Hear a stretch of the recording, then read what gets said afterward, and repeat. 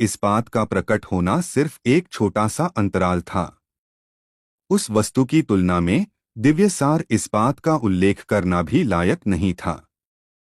बहादुर ने अपनी नजर हटाई और बुदबुदाया, लगता है और कोई नहीं है। बॉस, क्या आप किसी से निपटना चाहते हैं?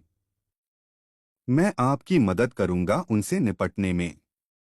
मैं यहाँ 1 महीने से ज्यादा समय से लड़ रहा हूँ, लेकिन कोई ऐसा नहीं है जो लड़ सके। बहुत उबाऊ है, बहादुर ने भोलेपन से कहा। केवल आर्यन के सामने ही वह अपना असली रूप दिखाता था। आर्यन हंसा। वह एक मूर्ख की तरह हंसा। बहादुर ने अपना गंजा सिर खुजलाया और भोलेपन से कहा, बॉस, आप किस पर हंस रहे हैं? आर्यन लगातार हंसता रहा। वह खुश था, बहुत खुश। वह खुश हुए बिना नहीं रह सका। आर्यन ने सिर हिलाया और कहा, नहीं। क्यों नहीं? देवत्व सूची महल से एक और है। बैंगनी कपड़े वाली युवती ने अपनी नजरें घुमाईं और महसूस किया कि देवत्व सूची महल का युवक पहले ही गायब हो चुका था। निचले लोक का बूढ़ा सेवक भी हल्का सा सिर हिलाया। वे दिव्य सूची महल को नाराज नहीं कर सकते थे। बहादुर जैसे भयंकर व्यक्ति को भी नाराज नहीं किया जा सकता था, क्योंकि वह उन्हें नाराज नहीं कर सकता था। बहादुर ने बैंगनी कपड़े वाली लड़की को देखा, फिर आर्यन को देखा और कहा, भाभी।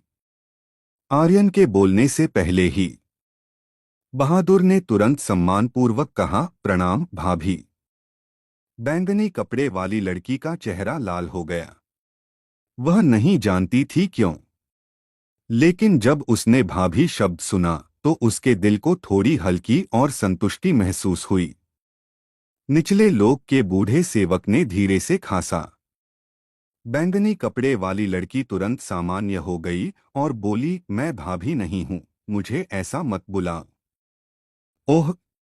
बहादुर मूर्खतापूर्ण तरीके से हंसा और कहा, अभी नहीं, लेकिन भविष्य में यह वैसा ही होगा।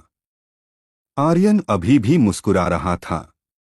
वह अखाड़े से नीचे उतरा और बोला, बहुत समय हो गया है जब हम आखिरी बार मिले थे, लेकिन ऐसा लगता है कि तुम्हारा दिमाग और भी तेज हो गया है।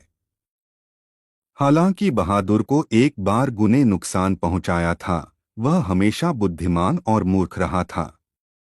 आर्यन ने कहा, पहले मेरे निवास पर चलो, मुझे अभी भी बहुत कुछ जानना है। ऐसा लगता था कि वह जानता था कि अन्य 7 अष्ट युद्धदेव कहाँ थे। वह सचमुच जानना चाहता था कि आउजा के साथ क्या हुआ था। वह सचमुच जानना चाहता था कि वीरन अभी भी उतना ही छोटा था। मीनराज के बारे में जानना चाहता था, दाशन के बारे में जानना चाहता था, चांगदत्त के बारे में जानना चाहता था, अरहत के बारे में। वह जानना चाहता था कि उनमें से प्रत्येक कैसा कर रहा था। क्या तुम सब यही हो? आर्यन सुखद आश्चर्यचकित था। बहादुर ने जोर से सिर हिलाया और कहा, हम आदिम देव युद्ध तल में अलग अलग जगहों पर दाखिल हुए और अलग अलग स्थानों पर इंतजार कर रहे थे। हालांकि मुझे नहीं पता कि वे कहाँ हैं, लेकिन मैं उनके करीब पहुंचते ही उन्हें महसूस कर सकता हूं। अष्ट युद्धदेवों का शरीर बहुत खास था। वे आठों एक इकाई की तरह थे।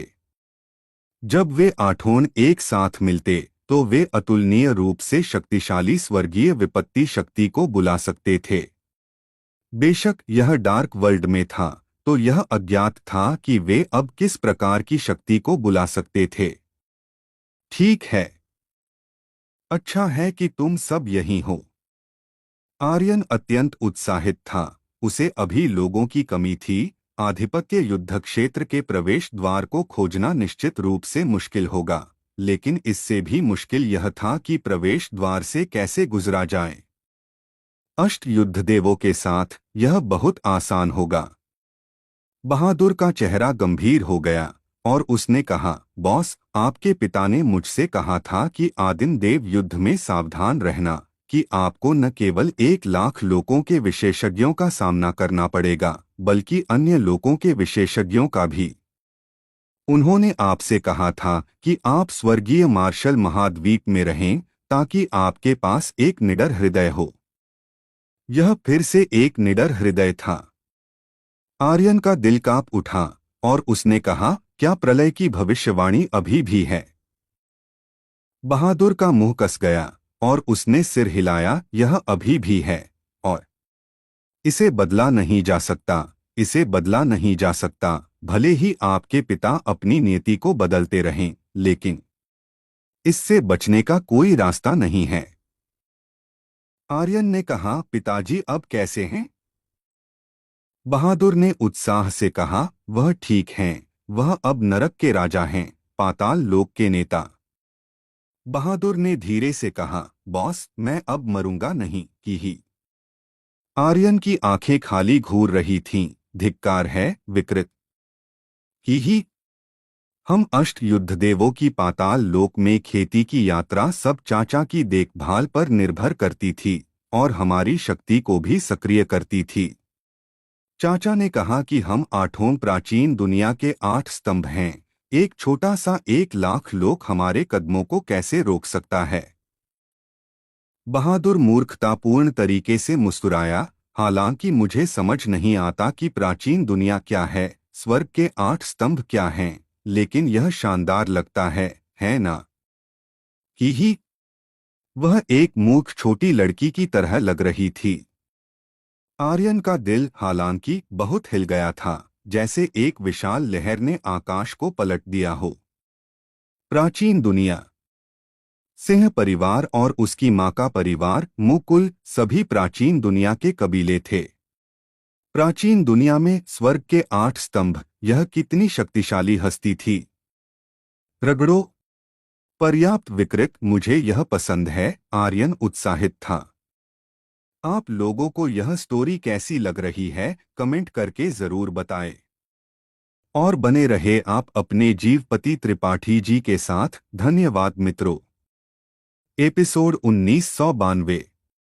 मालकिन, आपने उनकी बातचीत क्यों नहीं रोकी? निचले लोक का बूढ़ा सेवक खिड़की से देख रही बैंगनी कपड़े वाली लड़की को देखकर बोला, उनकी बातचीत सुनकर आप निश्चित रूप से उस बड़े आदमी की पहचान जान सकती हैं और आर्यन की पहचान भी समझ सकती हैं। बैंगनी कपड़े वाली लड़की यह जानती थी और बोली, दूसरों की बातों पर कान लगाना बहुत असभ्य है। निचले लोक का बूढ़ा सेवक स्तब्ध रह गया और बुदबुदाया, मैंने तुम्हें पहले ऐसा कहते हुए क्यों नहीं सुना? बैंगनी कपड़े वाली लड़की की आंखें घूमी। निचले लोक का बूढ़ा सेवक तुरंत सिर झुका लिया।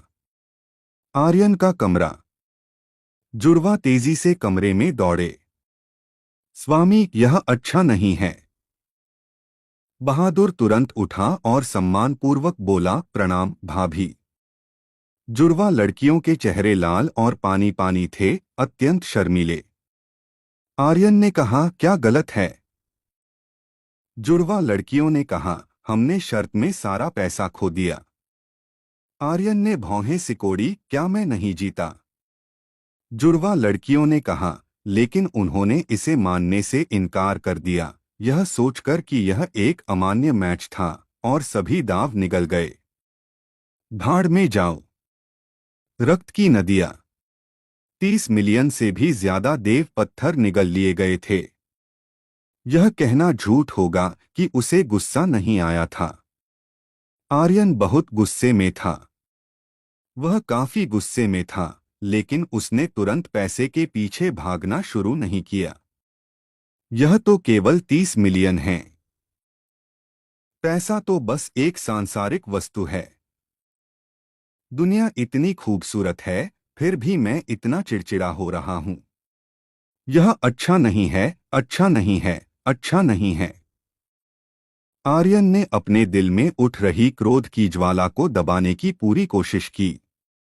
जुड़वा बहनों की आंखों में आंसू भर आए और उन्होंने कहा, वे बहुत ज्यादा धौंस जमा रहे हैं। ठीक है, यह सचमुच ठीक है। 30 मिलियन क्या है? मैं उनसे 10 गुना 100 गुना ज्यादा उगलवा लूंगा। आर्यन हल्के से मुस्कुराया। उसकी मुस्कान में हत्या की इच्छा भरी थी। वेटर भी अंदर आया और बोला, सर, मैंने सुना है कि तियान हुई मर्चेंट यूनियन के मुख्यालय से कोई आया है। वही था जिसने कैसीनो के सभी पैसे जब्त करने का आदेश दिया था। और और आर्यन ने कहा, बोलो। वेटर ने कहा, भगवान वांग ताई को पकड़ लिया गया है। भाड़ में जाओ। आर्यन इस बात को बर्दाश्त कर सकता था कि 30 मिलियन निगल लिए गए थे। वह इस बात को बर्दाश्त नहीं कर सकता था कि उसके भाई को पकड़ लिया गया था। पलक झपकते ही आर्यन बाहर निकला और गुस्से में बोला, मैं देखना चाहता हूं कि तुम्हारे तियान हुई मर्चेंट यूनियन में कितनी जान है। बहादुर तुरंत आर्यन के पीछे पीछे भागा और बाहर निकला। यदि पैसा निगल लिया गया तो ऐसा ही सही। हालांकि उसके भाई को कुछ नहीं हो सकता था। यह आर्यन की लक्ष्मण रेखा थी। वह इसे बिल्कुल बर्दाश्त नहीं करेगा। मिस, लगता है नीचे कुछ हुआ है, बूढ़े अंडरवर्ल्ड सेवक ने हल्के से कहा। बैंगनी कपड़े वाली लड़की की आंखें कांपी और उसने तुरंत कहा, क्या तियान हुई मर्चेंट यूनियन बहुत ज्यादा आगे नहीं बढ़ रहा है? जैसे ही उसने कहा, बैंगनी कपड़े वाली लड़की तेजी से नीचे की ओर भागी। बूढ़ा अंडरवर्ल्ड सेवक उसे रोकना चाहता था, लेकिन वह असमर्थ था। उसने जल्दी से उसका पीछा किया और कहा, मिस, नीलामी शुरू होने वाली है। वह वस्तु। इस बार उनका उद्देश्य वही वस्तु थी। यदि वे उसे चूक जाते तो यह समय की बर्बादी नहीं बल्कि मृत्यु होगी। बैंगनी कपड़े वाली लड़की ने माथा सिकोड़ा और बड़े बड़े कदमों से बाहर निकली। बाम। तियान हुई मर्चेंट यूनियन की चौथी मंजिल, प्रशिक्षण स्थल। दरवाजा आर्यन ने सीधे पैर से मारकर खोल दिया। यह जोरदार धमाके के साथ प्रशिक्षण स्थल में जा गिरा। इसके तुरंत बाद डोजो में बैठे सभी लोग एक साथ उठ खड़े हुए। वे सभी समुराई वर्दी में थे। उन्होंने एक साथ आर्यन की ओर देखा। हत्या की इच्छा। आर्यन की आंखें सिकुड़ गईं। उनके पहने हुए कपड़ों को देखकर उसे और भी ज्यादा गुस्सा आया। जितने भी कपड़े वे पहन सकते थे, उन्हें जापानी शैतानों की तरह ही कपड़े पहनने थे। जैसे ही आर्यन ने अपनी बात खत्म की, एक आदमी चिल्लाया, यह कचरा कहाँ से आया? इतनी हिम्मत की डोजो में इतनी बेरहमी से व्यवहार करे। तेरे दादा का कचरा। उसे अपनी बात पूरी करने का मौका दिए बिना आर्यन की आकृति चमकी और उसने आदमी को जमीन पर थप्पड़ मार दिया। बैंग। उसका सिर जमीन से टकराया। उसके सिर के ऊपर की एचपी बार लगभग खाली हो गई थी। तत्काल मार। डिंग। खिलाड़ी आर्यन को मारने के लिए बधाई। सिस्टम से आवाज आई।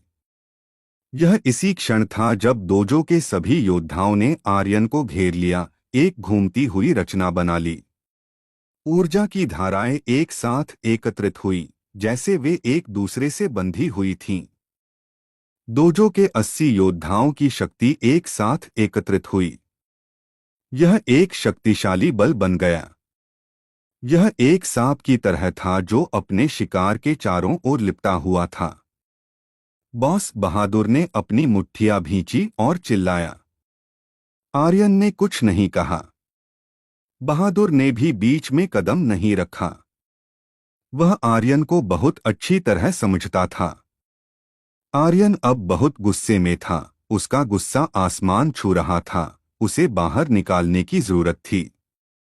दरवाजे के पीछे एक आदमी ने उपहास किया, मैं जानता था कि वह आएगा और वह जल्द ही कुंडलित सर्प गठन में मर जाएगा। हा हा हा। तुम ऐसे व्यक्ति से भी नहीं निपट सकते। तियान हुई मर्चेंट यूनियन के कुछ बुजुर्गों के चेहरे ठंडे पड़ गए। एक बुजुर्ग ने कहा, स्वामी दूत, आर्यन इतना सरल नहीं है। कुंडलित सर्प गठन मजबूत है, लेकिन आपको लगता है कि कुंडलित सर्प गठन उसे मार नहीं पाएगा? दूत ने घूरा। बुजुर्ग ने तुरंत बोलने की हिम्मत नहीं की। मेरे कुंडलित सर्प गठन ने तो एक शीर्षहीन निम्नदेव को भी उलझा दिया है। एक निम्नदेव राज्य के पहले स्तर के मात्र कचरे की तो बात ही क्या। वह क्या बकवास है? दूत का चेहरा घृणा से भरा था।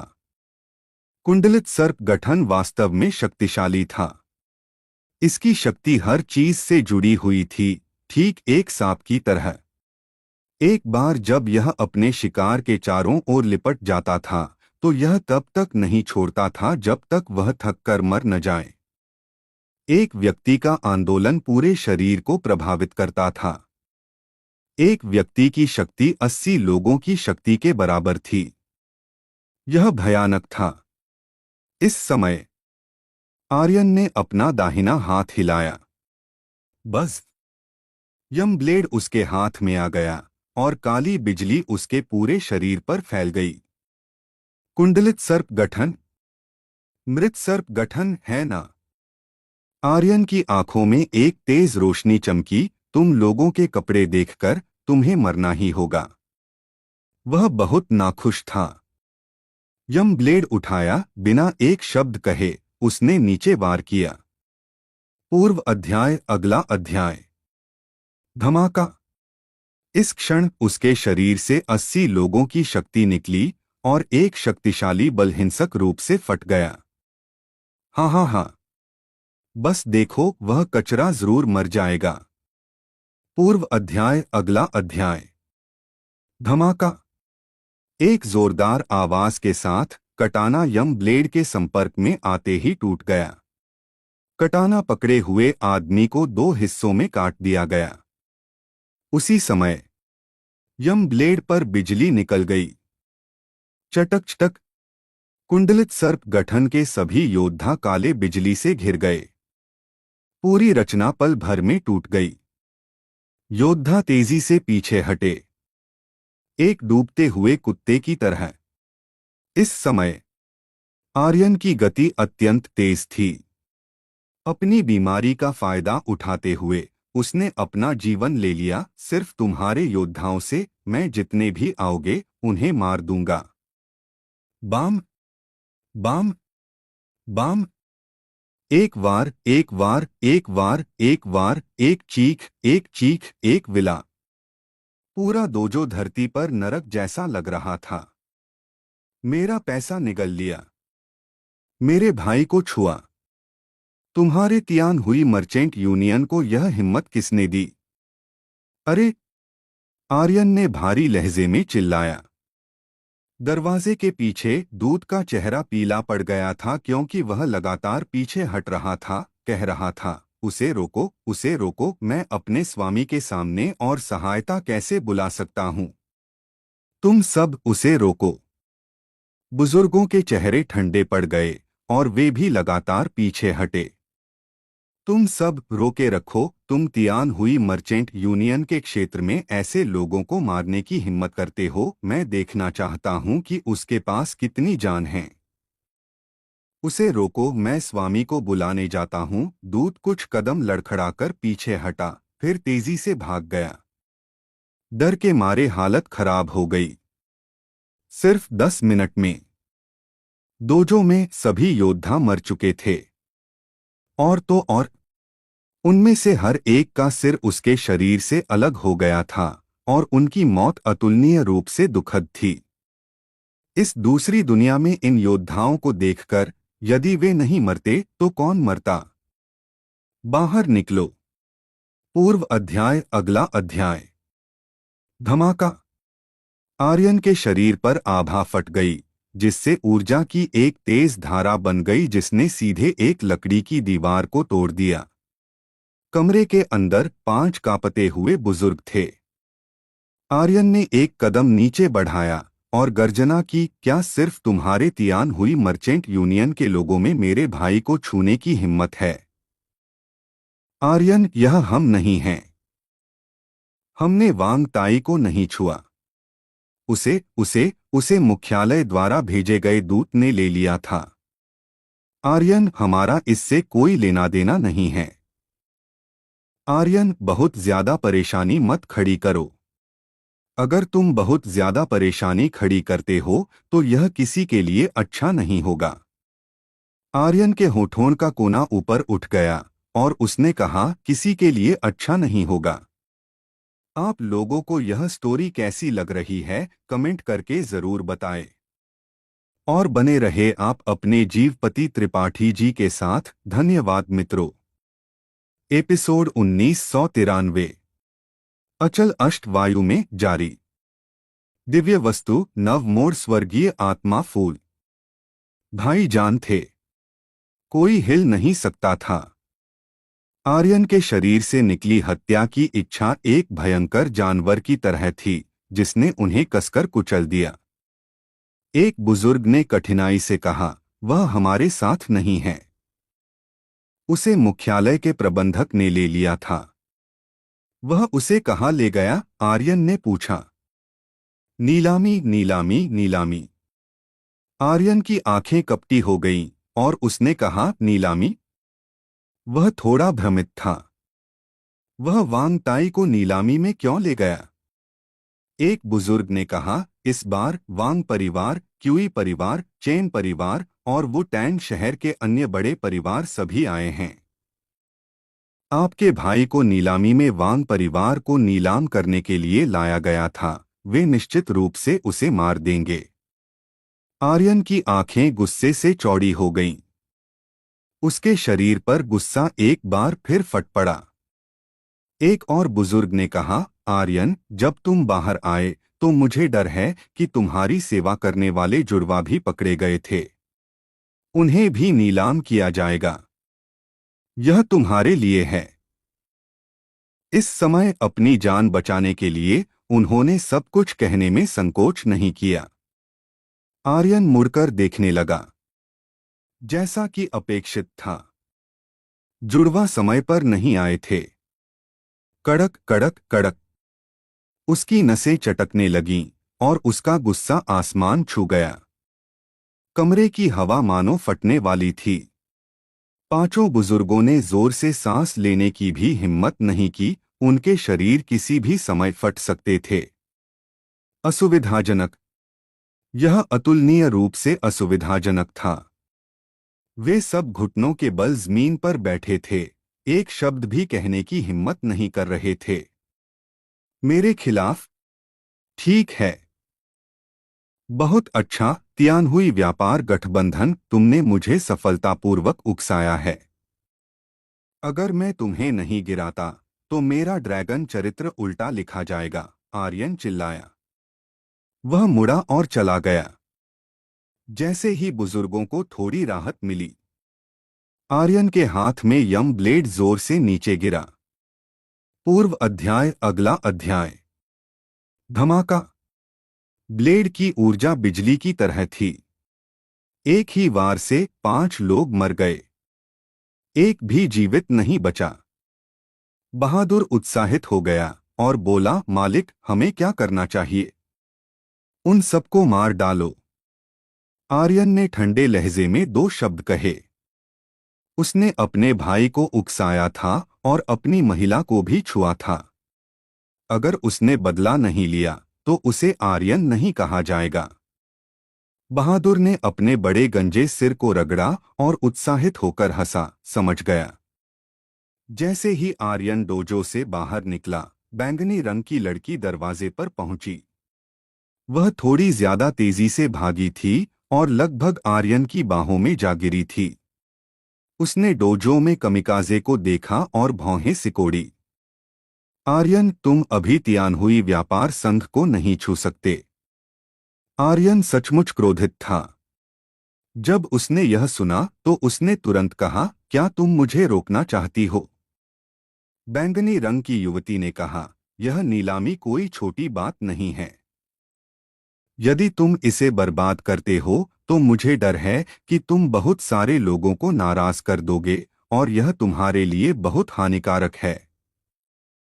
बहुत सारे लोगों को नाराज किया। मैं तो मुख्य देव से भी नहीं डरा, तो मैं आदिम देव युद्ध तल से क्यों डरूं? आर्यन कभी किसी को नाराज करने से नहीं डरा था। यदि वह भाग्य के देवता को भी गिरा सकता था, तो वह किससे डरेगा? भले ही मुख्य देव यहाँ होता, आर्यन नहीं डरता। बैंगनी रंग की युवती ने कहा, मैं जानती हूँ कि तुम नहीं डरते, लेकिन क्या तुम दूसरों और अपने आसपास के लोगों के बारे में सोच सकते हो? आदिम देव युद्ध तल में अनगिनत विशेषज्ञ हैं। तुम और तुम्हारा भाई अजय नहीं हो। यदि तुम नीलामी बर्बाद करते हो, तो मुझे डर है कि तुम मार्शल वेदी शहर से बाहर नहीं निकल पाओगे। और तो और, बैंगनी रंग की युवती ने आर्यन को देखा और कहा, क्या मैं तुमसे भीख मांग सकती हूँ? उसकी आंखें भीख मांग रही थीं, लालसा से भरी थीं। वह उस चीज के लिए यहाँ थी। उसे सचमुच सचमुच उस चीज की जरूरत थी। आर्यन की आंखें गहरी हो गईं। उसने अपने गुस्से को दबाया और पूछा, क्या तुम्हें नीलामी में कुछ चाहिए? बैंगनी रंग की युवती ने तुरंत कहा, हाँ, एक खजाना है जो मेरे पिता को बचा सकता है। मुझे वह जरूर चाहिए। नहीं तो मैं जीवन भर खुद से नफरत करूंगी। क्या तुम मेरी मदद कर सकते हो? जब तक तुम नीलामी को बर्बाद नहीं करते, मैं निश्चित रूप से उसे पालूंगी। इस क्षण अधोलोक का पुराना सेवक भी दौड़ता हुआ आया। वह भी आगे बढ़ा और बोला, कुमारी, तुम्हें ऐसे दूसरों से भीख मांगने की जरूरत नहीं है। बैंगनी रंग की युवती ने आर्यन को देखा और कहा, मुझे सचमुच उस चीज की जरूरत है। आर्यन ने फिर पूछा, यह आखिर क्या है जो तुम्हें ऐसा बना सकता है? रात्रि राजा घाटी का युवा स्वामी। यह कभी आदिम देव युद्ध क्षेत्र का सबसे शक्तिशाली हत्यारा संगठन था। उसकी स्थिति बेहद ऊंची थी, लेकिन अब वह दूसरों से भीख मांग रहा था। अधोलोक के पुराने सेवक ने हल्का सा सिर हिलाया। बैंगनी रंग की युवती एक पल के लिए हिचकिचाई और बोली, नवमोड़ स्वर्गीय आत्मा फूल। नवमोड़ स्वर्गीय आत्मा फूल। आर्यन इस नाम से बिल्कुल अपरिचित था। उसने इसके बारे में पहले कभी नहीं सुना था। हालांकि बहादुर ने भौहें सिकोड़ी और एक हैरान करने वाला भाव दिखाया। हालांकि बहादुर ने कुछ नहीं कहा। बैंगनी रंग की युवती ने कहा, मुझे इसकी जरूरत अपने पिता को बचाने के लिए है। मुझे इसे जरूर प्राप्त करना होगा। आर्यन ने कहा, मैं भी अपने भाई को बचाना चाहता हूं। बैंगनी रंग की युवती ने तुरंत कहा, चिंता मत करो। जब तक तुम इस नीलामी को सफलतापूर्वक चलने दोगे, मैं तुम्हारे भाई और उन लोमड़ी लड़कियों की जोड़ी का ध्यान रखूंगी। उफ! आर्यन ने सांस छोड़ी, अगर ऐसा है तो मैं अभी के लिए तुम्हारी बात मान लूंगा। यदि वांग तिंग और जुड़वा सचमुच नीलामी में दिखाई देते, तो इसका मतलब था कि वे सुरक्षित थे और चिंता करने की कोई जरूरत नहीं थी। हालांकि आर्यन ने केवल मौखिक रूप से बैंगनी रंग की युवती से वादा किया था। आर्यन को सहमत देखकर बैंगनी रंग की युवती ने आखिरकार राहत की सांस ली और कहा, चलो नीलामी में एक साथ चलते हैं। आर्यन ने उदासीनता से कहा, क्या क्या तुम्हें डर है कि मैं मुसीबत खड़ी करूंगा? बैंगनी रंग की युवती ने कहा, जब तक मुझे वह वस्तु मिल जाती है, तुम जो चाहो कर सकते हो। अधोलोक के पुराने सेवक ने कहा, युवा स्वामी आर्यन, कृपया। आर्यन बड़े कदमों से बाहर निकला। बहादुर उसके पीछे चला और एक ध्वनि संचरण भेजा, मालिक, क्या आप मुसीबत खड़ी नहीं करेंगे? पहले मत हिलो। काम करना होगा, लेकिन अभी नहीं। आर्यन के मुंह के कोने ऊपर उठे। उसे अचानक प्रलय क्षेत्र में पहली बार अष्ट युद्ध देवों से मिलने की बात याद आई और वह अपने दिल में हंसे बिना नहीं रह सका। उन्होंने जो कहा वह सही है। क्या पैसा कमाता है? क्या कीमिया है? क्या पैसा नहीं कमाता? क्या पैसा नहीं कमाता? इस दुनिया में सबसे लाभदायक उद्योग नीलामियों को लूटना होना चाहिए। कीमती खजाने, आत्मा खजाने, दिव्य पत्थर, औषधीय गोलियां, सब कुछ। यह निश्चित रूप से भाग्य बनाने का एक अच्छा अवसर है। इस समय बहादुर ने एक ध्वनि संचरण भेजा, मालिक, नवमोड़ स्वर्गीय आत्मा फूल असाधारण है। इस प्रकार की आत्मा घास ने 9 पुनर्जन्मों का अनुभव किया है और हर बार यह अलग होती है। यह एक व्यक्ति को वापस जीवन में ला सकती है। ऐसा लगता है कि यह महिला एक व्यक्ति को वापस जीवन में लाना चाहती है।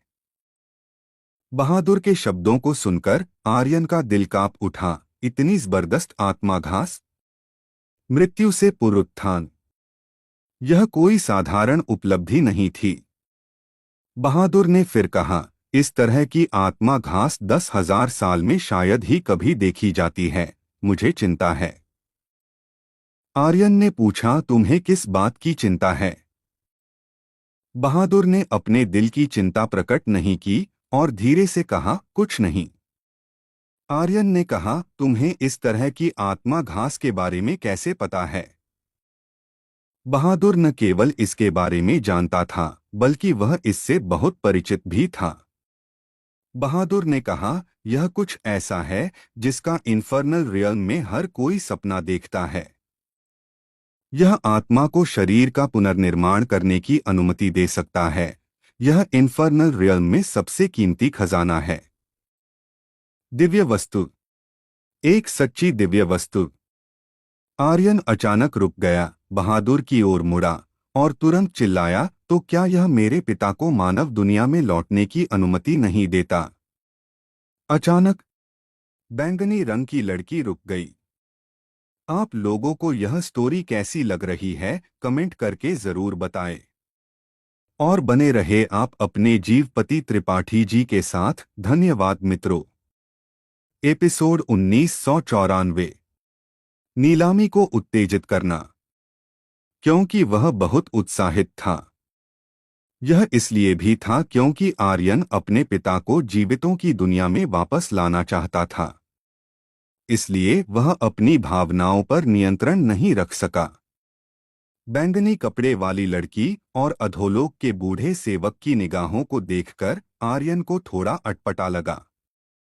बैंगनी कपड़े वाली लड़की की नजरें तन गईं। उसने आर्यन की ओर देखा और कहा, तुम नवपरिवर्तित स्वर्गीय आत्मा फूल का उपयोग जानते हो? आर्यन ने कहा, मैं नहीं जानता। बैंगनी कपड़े वाली लड़की ने कहा, तुम्हें मुझसे झूठ बोलने की जरूरत नहीं है। अगर तुम कुछ जानते हो तो बस कह दो। आर्यन ने फिर भी इनकार किया, मैं सचमुच नहीं जानता। बैंगनी कपड़े वाली लड़की ने अपनी नजरें हटाईं, लेकिन उसने अपनी आंखों के कोने से आर्यन के भावों में बदलाव देखा। वह आर्यन के प्रति सतर्क हो गई। उसने बहुत स्पष्ट रूप से सुना था। यह नवपरिवर्तित स्वर्गीय आत्मा फूल की शक्ति थी, जो उसके पिता को मानव दुनिया में वापस आने की अनुमति देती थी। लेकिन प्राचीन देव युद्ध तल में केवल नवपरिवर्तित स्वर्गीय आत्मा फूल ही नवचरणीय यान गोली को परिष्कृत कर सकता था। यह मृतकों को पुनर्जीवित कर सकता था और यह भाग्य द्वारा नियंत्रित नहीं होता था। अधोलोक के बूढ़े सेवक ने कहा, मालकिन, वह निश्चित रूप से कुछ जानता है। बैंगनी कपड़े वाली लड़की ने जवाब दिया, मैं बता सकती हूँ। अधोलोक के बूढ़े सेवक ने कहा, अगर वह नवपरिवर्तित स्वर्गीय आत्मा फूल की शक्ति जानता है तो क्या होगा अगर वह इसे छीनकर अपने लोगों को बचाने के लिए इस्तेमाल करे? बैंगनी कपड़े वाली लड़की चुप रही। वह भी नहीं जानती थी। आर्यन के गोली परिष्करण कौशल उसके देखे हुए सबसे अच्छे थे।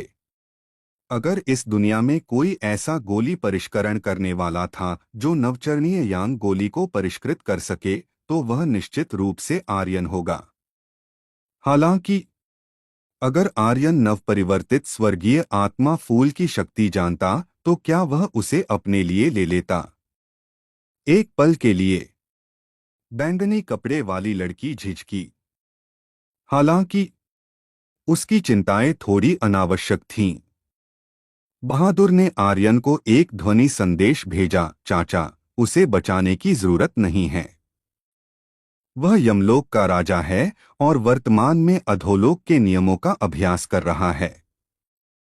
एक बार जब वह अधोलोक के नियमों को पूरी तरह से समझ लेगा तो वह मानव दुनिया में फिर से प्रकट होगा। और हाँ, मालिक, नवपरिवर्तित स्वर्गीय आत्मा फूल अत्यंत दुर्लभ है। अगर यह प्रकट होता है तो मुख्य मंदिर के लोग भी निश्चित रूप से प्रकट होंगे। मुख्य मंदिर निश्चित रूप से इस तरह की अनियंत्रित चीज को प्रकट होने की अनुमति नहीं देगा। अगर मुख्य मंदिर के लोग प्रकट नहीं होते हैं तो यह चीज नकली हो सकती है। बहादुर स्पष्ट रूप से समझता था कि नवपरिवर्तित स्वर्गीय आत्मा फूल का क्या मतलब था। मुख्य देव महल, यह विशेष रूप से उस देवता के लिए सच था जो 1,00,000 लोगों के भाग्य को नियंत्रित करता था। एक बार यह चीज प्रकट हुई तो वह इसे तुरंत महसूस कर पाएगा। वह निश्चित रूप से इस चीज को लोगों को बचाने नहीं देगा, क्योंकि मृतकों का पुनरुत्थान उन्हें भाग्य के नियंत्रण से मुक्त कर देता था। यह कुछ ऐसा था जिसे मुख्य देव महल कभी होने नहीं देगा। आर्यन ने हल्का सा सिर हिलाया और कहा, जब समय आएगा तब देखेंगे। वैसे भी अगर हम इसे खरीद नहीं सकते तो हम इसे छीन लेंगे। अगर हम इसे छीन नहीं सकते तो हम मार डालेंगे। बहादुर मुस्कुराया। बैंगनी कपड़े वाली लड़की की स्वर्गश्रवण तकनीक लगातार इस्तेमाल हो रही थी, लेकिन वह आर्यन और बहादुर के बीच ध्वनि संदेश बिल्कुल नहीं सुन पा रही थी, इसलिए वह चिंतित हुए बिना नहीं रह सकी। महाशय, सर्पीले सांप गठन के 81 योद्धा सभी मर चुके हैं। संदेशवाहक हाफता हुआ कमरे में भागा। एक अधेड़ उम्र का आदमी अचानक खड़ा हो गया। उसकी आंखें डबडबाईं और उसकी आंखों के कोने पर मांसपेशियां कुछ बार फड़क उठीं। उसके शरीर में ठंडी हत्या की इच्छा भर गई। एक छोटा सा आर्यन इतनी हिम्मत कैसे कर सकता है? ठीक है, चलो देखते हैं कि आज तुम्हारे पास कितनी जान है। हम्फ। आदमी का शरीर हत्या की इच्छा से भरा हुआ था। दूत उत्साह से हंसा, मास्टर, जैसे ही हम आर्यन से छुटकारा पाते हैं, स्वर्ग पर्वत के देवता और देवपुत्र हमारे तियान हुई व्यापार संघ को आधिपत्य युद्ध क्षेत्र में प्रवेश करने का अधिकार प्रदान करेंगे। जैसे ही हमारा व्यापार संघ आधिपत्य युद्ध क्षेत्र में प्रवेश कर पाएगा, हमारी स्थिति निश्चित रूप से बढ़ेगी और आप निश्चित रूप से तियान हुई व्यापार संघ के गठबंधन नेता बन जाएंगे। हाँ हाँ हाँ, हाँ हाँ हाँ। वे दोनों जोर से हंसे। नीलामी महत्वपूर्ण थी, हालांकि उसके लिए आर्यन का जीवन और भी महत्वपूर्ण था। तियान हुई व्यापार संघ की दूसरी मंजिल पर विशाल भोज हॉल में। यह मंजिल 2 मंजिला थी। पहली मंजिल पर 18 गोल मेजें थीं, प्रत्येक मेज पर 10 लोग थे। बाईं और दाईं ओर 6 विशेष शानदार निजी कमरे थे। यह नीलामी असाधारण थी। एक निश्चित स्तर की शक्ति के बिना इसमें प्रवेश करने के लिए योग्य नहीं होता। कुछ ही देर बाद तियान हुई व्यापार संघ का एक बुजुर्ग मंच पर आया और बोला, सभी सज्जनों, नीलामी शुरू होने वाली है। उससे पहले मैं इसे फिर से समझाऊंगा। नीलामी के दौरान आप दैवीय स्तर के पत्थर का उपयोग कर सकते हैं या आप बोली लगाने के लिए उसी मूल्य के आत्मा खजाने का उपयोग कर सकते हैं, लेकिन आत्मा खजाने का मूल्यांकन करने की आवश्यकता है। मुझे उम्मीद है कि आप सभी अपनी इच्छित वस्तुओं को खरीदने में सफल होंगे। समाप्त। बुजुर्ग पीछे हट गया। इस समय 18 खूबसूरत महिलाएं दोनों तरफ से बाहर निकलीं और 18 मेजों के प्रत्येक तरफ खड़ी हो गईं। उन्हें विशेष रूप से बोली लगाने के लिए इस्तेमाल किया जाता था। 18 महिलाएं सभी अद्वितीय सुंदरियां थीं। इसके अलावा उन्होंने बहुत कम कपड़े पहने थे, जिससे लोग अपनी लार निगलने पर मजबूर हो गए। निजी कमरे में महिला के लिए। जैसे ही उसने दरवाजा खोला, आर्यन और भी चौंक गया। उसने एक भी कपड़ा नहीं पहना था। हालांकि इससे पहले कि वह कमरे में प्रवेश कर पाती, उसे बैंगनी कपड़े वाली लड़की ने भेज दिया। हालांकि उसने अभी भी आर्यन को देखा। आर्यन हैरान था, यह तियान हुई व्यापार संघ को इतनी सारी सुंदरियां कहां से मिली। महिलाएं? ये महिलाएं सभी लोमड़ी कुल की थीं। यह कहना अतिशयोक्ति नहीं होगा कि वे लोमड़ियां थीं। वे पूरी तरह से एक आदमी की आत्मा को बाहर निकाल सकती थीं। बैंगनी कपड़े वाली महिला ने आर्यन पर आंखें घुमाईं और बोली, तियान हुई व्यापार संघ स्वर्गीय लोमड़ी पर्वतमाला को नियंत्रित करता है। वह लोमड़ी कुल का क्षेत्र है और सभी प्रकार की खूबसूरत महिलाओं को कई काम करने के लिए पालने में माहिर है। तुम्हें सावधान रहना होगा। तुम्हारे जैसे विकृत लोग, कौन जानता है कि हर साल उनके हाथों कितने मरते हैं। एक कोमल बिस्तर, एक कसाई खाना। कई लोगों को पता भी नहीं चला कि वे कैसे मरे। आर्यन मुस्कुराया और बोला, मैं विकृत हूँ, मैंने तुम्हारा फायदा नहीं उठाया, तुम्हारी गांड नहीं छुई, मैं तुम्हें विकृत नहीं करूंगा। बैंगनी कपड़े वाली महिला ने आर्यन को घूरा। इस क्षण अधोलोक का बूढ़ा सेवक कमरे में आया और धीमी आवाज में बोला, मालकिन, मुझे पता चला है कि देवसूची महल का युवक हमारे ठीक सामने है। कुछ बड़ी शक्तियां और बड़े व्यापार संघ के लोग भी हैं। मुझे डर है कि हमारे पास जो पैसा है। बैंगनी कपड़े वाली लड़की ने कहा, मैं समझ गई। अधोलोक के बूढ़े सेवक ने जारी नहीं रखा। बैंगनी कपड़े वाली लड़की ने अपनी कलाई पर कंगन देखा और हल्के से दांत पीसे। कुछ मिनट बाद मेजबान बुजुर्ग मंच पर आया और मुस्कुराते हुए बोला, नीलामी को और अधिक रोचक और रोमांचक बनाने के लिए हम आज पहले दो विशेष नीलामियां आयोजित करेंगे। पहला, लोमड़ी कुल के जुड़वा। ताली ताली। एक ताली के साथ जुड़वा बहनों को बगल से बाहर लाया गया। उनके गाल थोड़े सूजे हुए थे और उनकी आंखें लाल थीं। उन्हें निश्चित रूप से पीटा गया था। हालांकि ये जुड़वा कुंवारी नहीं हैं, उन्होंने विशेष प्रशिक्षण लिया है। यह कहा जा सकता है कि वे सभी 108 शैलियों में माहिर हैं। इसके अलावा वे आपको बेहद अच्छा महसूस करा सकती हैं। सबसे महत्वपूर्ण बात यह है कि जिस व्यक्ति की उन्होंने कभी सेवा की थी, वह आर्यन है जो राक्षस द्वीप से आया था। बोली लगाने की कीमत एक देव पत्थर। अब नीलामी शुरू हो।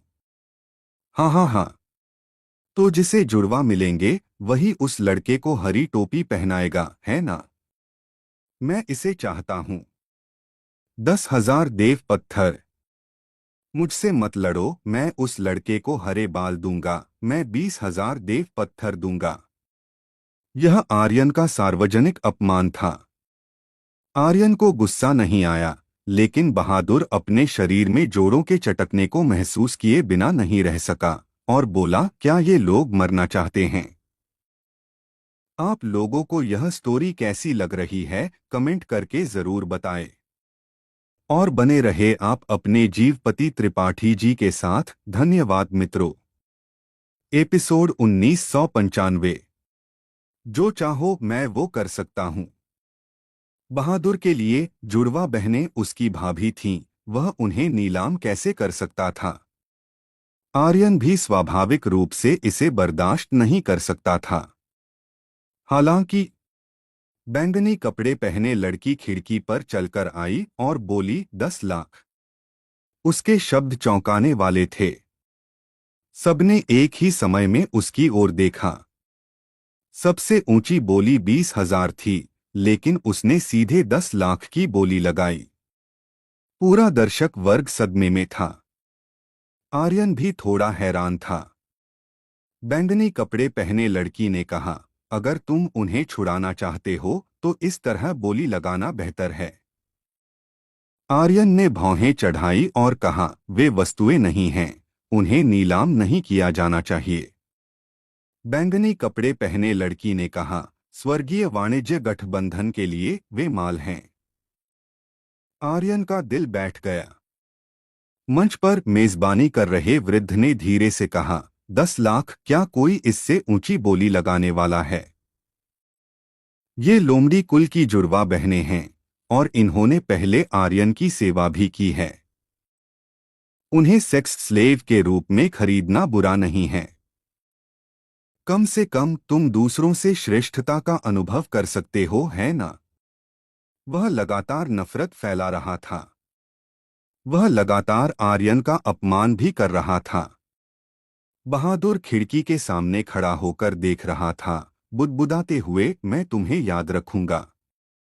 इस क्षण वांग परिवार का एक बूढ़ा व्यक्ति खड़ा हुआ और बोला, 15 लाख दैवीय पत्थर। बहुत अच्छे। किसी ने पहले ही 15 लाख की कीमत लगाई है। क्या कोई इससे ऊंची बोली लगाने वाला है? अगर तुम इन दोनों के साथ खेलना चाहते हो तो अब समय है। इन्हें खरीदो और जैसे चाहो खेलो। जिसे चाहो उसे खेलने के लिए दे दो, मेजबानी कर रहे वृद्ध ने उत्साह से कहा। वांग परिवार के बूढ़े व्यक्ति ने धीरे से कहा, मेरे बड़े भेड़िए को बस एक साथी की कमी है। लोमड़ी कुल के साथ प्रजनन के लिए इस्तेमाल करना अच्छा हो सकता है। हा हा हा। Clock clock clock. आर्यन अचानक खड़ा हो गया। बैंगनी कपड़े पहने लड़की ने तुरंत कहा, 50 लाख। पूरा दर्शक वर्ग फिर से सदमे में था। बैंगनी कपड़े पहने लड़की ने धीमी आवाज में कहा, तुमने मुझसे वादा किया था कि तुम लापरवाही नहीं करोगे।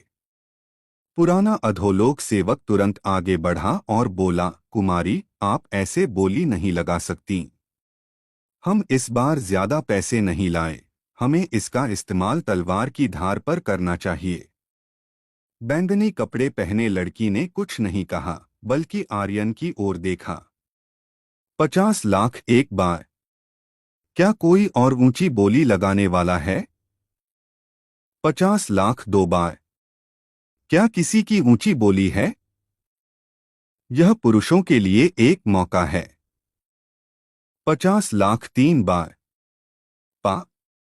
मेजबानी कर रहे वृद्ध ने हथौड़ा जोर से नीचे गिराया। उसने बैंगनी कपड़े पहने लड़की की ओर देखा और कहा, खरीदार संख्या 2 को बधाई। कृपया अपने सामान प्राप्त करने के लिए भुगतान करें। इसके तुरंत बाद मेजबानी कर रहे वृद्ध ने फिर से ताली बजाई और कहा, यह कमाल होने वाला है। तियानहुई व्यापार संघ ने एक शुद्ध जंगली राक्षस को पकड़ने में बहुत प्रयास किया है। इस राक्षस की पीठ पर काली हड्डियां हैं और इसके पूरे शरीर में एक अजीब शक्ति है। मैंने सुना है कि जितनी ऊंची साधना होगी, काली हड्डियां उतनी ही लंबी होंगी। आओ देखें यह किस तरह का राक्षस है।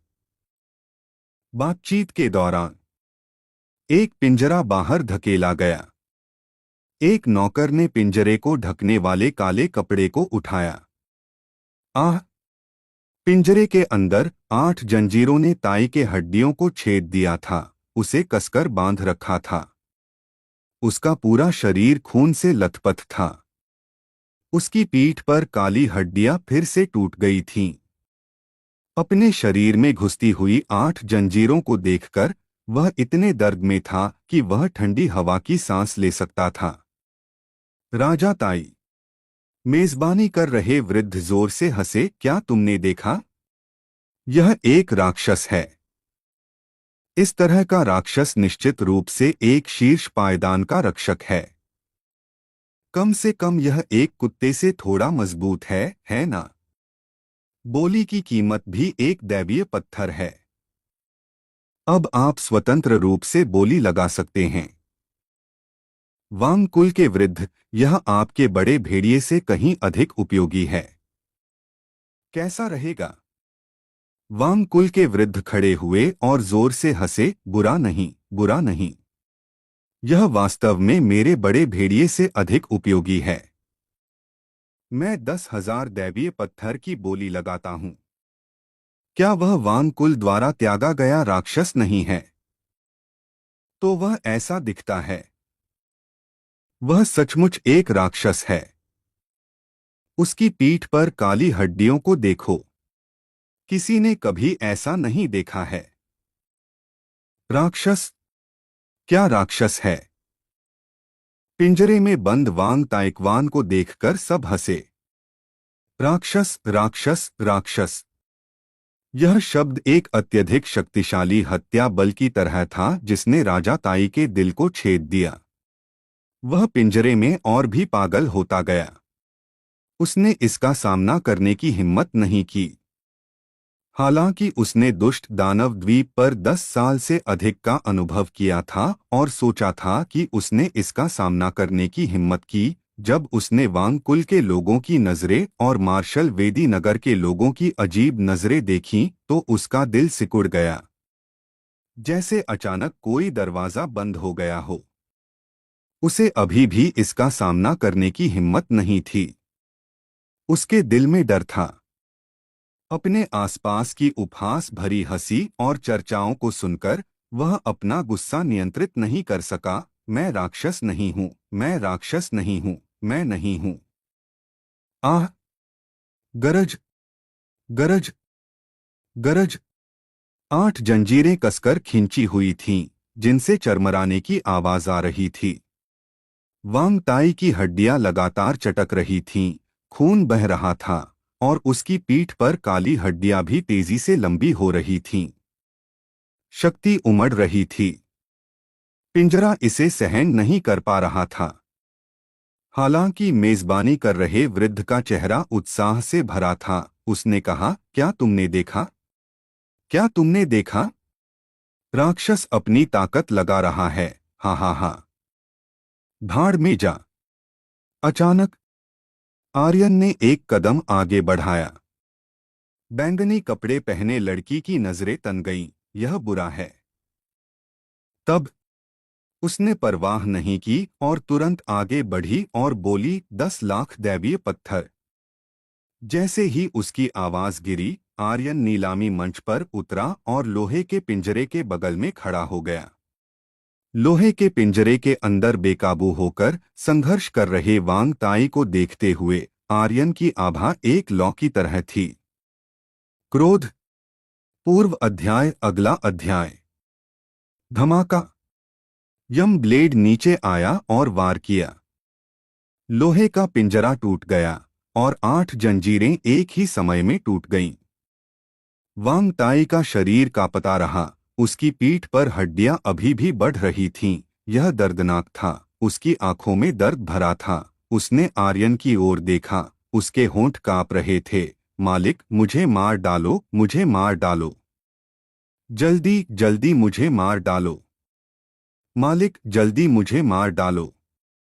मेजबानी कर रहे वृद्ध ने हस्तक्षेप नहीं किया। उसके चेहरे पर एक चंचल भाव था। उसने कहा, 10 लाख क्या कोई ऊंची कीमत है? 18 पीढ़ियों तक अपने पूर्वजों की कीमत लगाओ। आर्यन ने घूरा। उसके शरीर पर आभा एक ड्रैगन की गर्जना की तरह थी, भारी पड़ रही थी। पूर्व अध्याय। अगला अध्याय। धमाका। मेजबानी कर रहे वृद्ध तुरंत जमीन पर कुचल गया, हिलने डुलने में असमर्थ। आर्यन ने वांग ताई को एक हाथ से उठाया और कहा, चिंता मत करो, आज तुम्हारा मजाक उड़ाने वाले हर किसी को कीमत चुकानी पड़ेगी। मैं स्वर्ग की कसम खाता हूँ। आर्यन कांपते हुए वांग ताई को सहारा देते हुए मंच से नीचे उतर गया।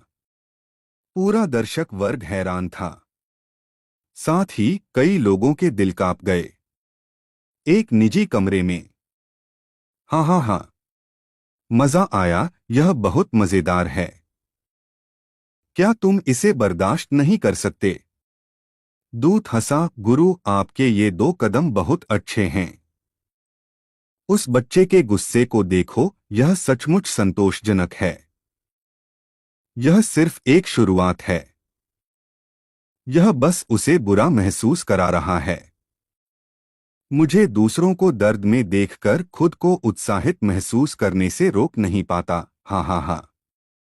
निजी कमरे के अंदर तियान हुई व्यापार गठबंधन का वृद्ध भी थोड़ा हैरान था। वह इस पागल आदमी से बहुत डरता था। जुड़वा और वांग ताई की नीलामी आर्यन को नाखुश करने के लिए थी। अब आर्यन वास्तव में नाखुश था। आप लोगों को यह स्टोरी कैसी लग रही है, कमेंट करके जरूर बताएं। और बने रहे आप अपने जीवपति त्रिपाठी जी के साथ। धन्यवाद मित्रों। हेलो दोस्तों, आप लोगों का स्वागत है हमारे चैनल स्टोरी बाय डी के एफएम पर। दोस्तों, अगर हमारे चैनल पर नए हो तो सब्सक्राइब कर लो हमारे चैनल स्टोरी बाय डी के एफएम को, क्योंकि स्पिरिट वर्ल्ड और सुपर योद्धा ध्रुव रिटर्न हमारे ही चैनल पर सबसे पहले आता है। एपिसोड 1996। अचल अष्टवायु में अंतिम भाग। भाग्य का देवता अभी भी जीवित था। जैसे ही ये शब्द निकले, आर्यन ने बैंगनी कपड़े वाली लड़की की ओर देखा। बहादुर ने भी उसकी ओर देखा। जिन जुड़वा लड़कियों की तस्वीर ली गई थी, उन्होंने भी उसकी ओर देखा। यहाँ तक कि बूढ़ा नौकर पाताल लोक भी बैंगनी कपड़े वाली लड़की को देख रहा था। सभी के चेहरों पर हैरानी का भाव था। नीलामी के बाद मैं तुम्हें जो चाहो वो करने दूंगा। इन शब्दों का अर्थ। आर्यन ने कहा, ठीक है, मैं तुम्हारी उस चीज की नीलामी का इंतजार करूंगा। मैं इंतजार करूंगा। इस समय बैंगनी कपड़े वाली लड़की को एहसास हुआ कि उसके शब्दों को सबने गलत समझा है। वह समझाना चाहती थी, लेकिन अंत में उसने ऐसा नहीं किया। जो भी हो, आर्यन का गुस्सा अस्थायी रूप से शांत हो जाना कोई बुरी बात नहीं थी। मैं तुम्हें पहले कुछ शांति दूंगा, बैंगनी कपड़े वाली लड़की ने खुद से कहा। नीलामी जारी रही। बहादुर मूर्खता से हंसा और बोला, मालिक, हमारी एक और भाभी है। आर्यन हंसा, फिर वांग ताई की ओर देखा, उसकी पीठ पर हड्डियों को देखा और देखा कि वे फिर से टूट गई थीं। यदि उसका इलाज नहीं किया जाता तो उसे डर था। तुम यहीं रुको, मैं थोड़ी देर के लिए बाहर जाता हूं। वांग ताई को अस्थि पूरक गोली की जरूरत थी, वरना उसका जीवन टिक नहीं पाएगा। लेकिन जब आर्यन उठा तो वांग ताई ने आर्यन को पकड़ लिया। उसने सिर हिलाया और कहा, भाई आर्यन, मुझे मरने दो। जैसे ही उसने अपना वाक्य खत्म किया, आर्यन ने उसके चेहरे पर थप्पड़ मारा। तेरा जीवन मेरा है। मेरी मंजूरी के बिना तुझे मरने की अनुमति नहीं है। थोड़ी सी चोट क्या मायने रखती है? थोड़ा सा अपमान क्या मायने रखता है? अगर तू ऐसे मर गया तो तुझे बाकी जीवन उपहास का पात्र बनाया जाएगा। तेरी माँ फिर कभी सिर नहीं उठा पाएगी। समझ गया? आर्यन ने गुस्से से कहा। एक आदमी को सहना पड़ता है। भले ही आसमान गिर जाए, उसे दांत पीसकर सहना पड़ता है। वांग ताई ने अभी भी आर्यन को नहीं छोड़ा। आर्यन चिल्लाया, अगर तूने फिर से मरने की बात कही तो तू मेरा, आर्यन का भाई नहीं है। वांग ताई ने आर्यन की ओर देखा। हालांकि पिंजरे में 8 जंजीरें टूट गई थीं, फिर भी वे उसकी हड्डियों में फंसी हुई थीं। वांग ताई ने हल्का सा अपना शरीर हिलाया और जंजीरों ने जमीन पर घिसटने से खड़खड़ाहट की आवाज की। उसने कहा, भाई आर्यन, मैं फिर कभी ऐसे शब्द नहीं कहूंगा। मुझे अस्थि पूरक गोली की जरूरत नहीं है।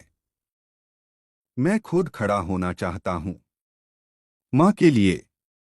उसकी आंखों में एक अलग ही चमक थी। आर्यन ने उसकी दृढ़ आंखों को देखा और निजी कमरे से बाहर नहीं निकला। अस्थि पूरक गोली के बिना उसके लिए टिकना मुश्किल होगा। हालांकि वांग ताई की आंखें अचानक भयंकर हो गईं। उसने अपनी पीठ पर विकृत काली हड्डी को पकड़ा और अचानक उसे बाहर खींच लिया।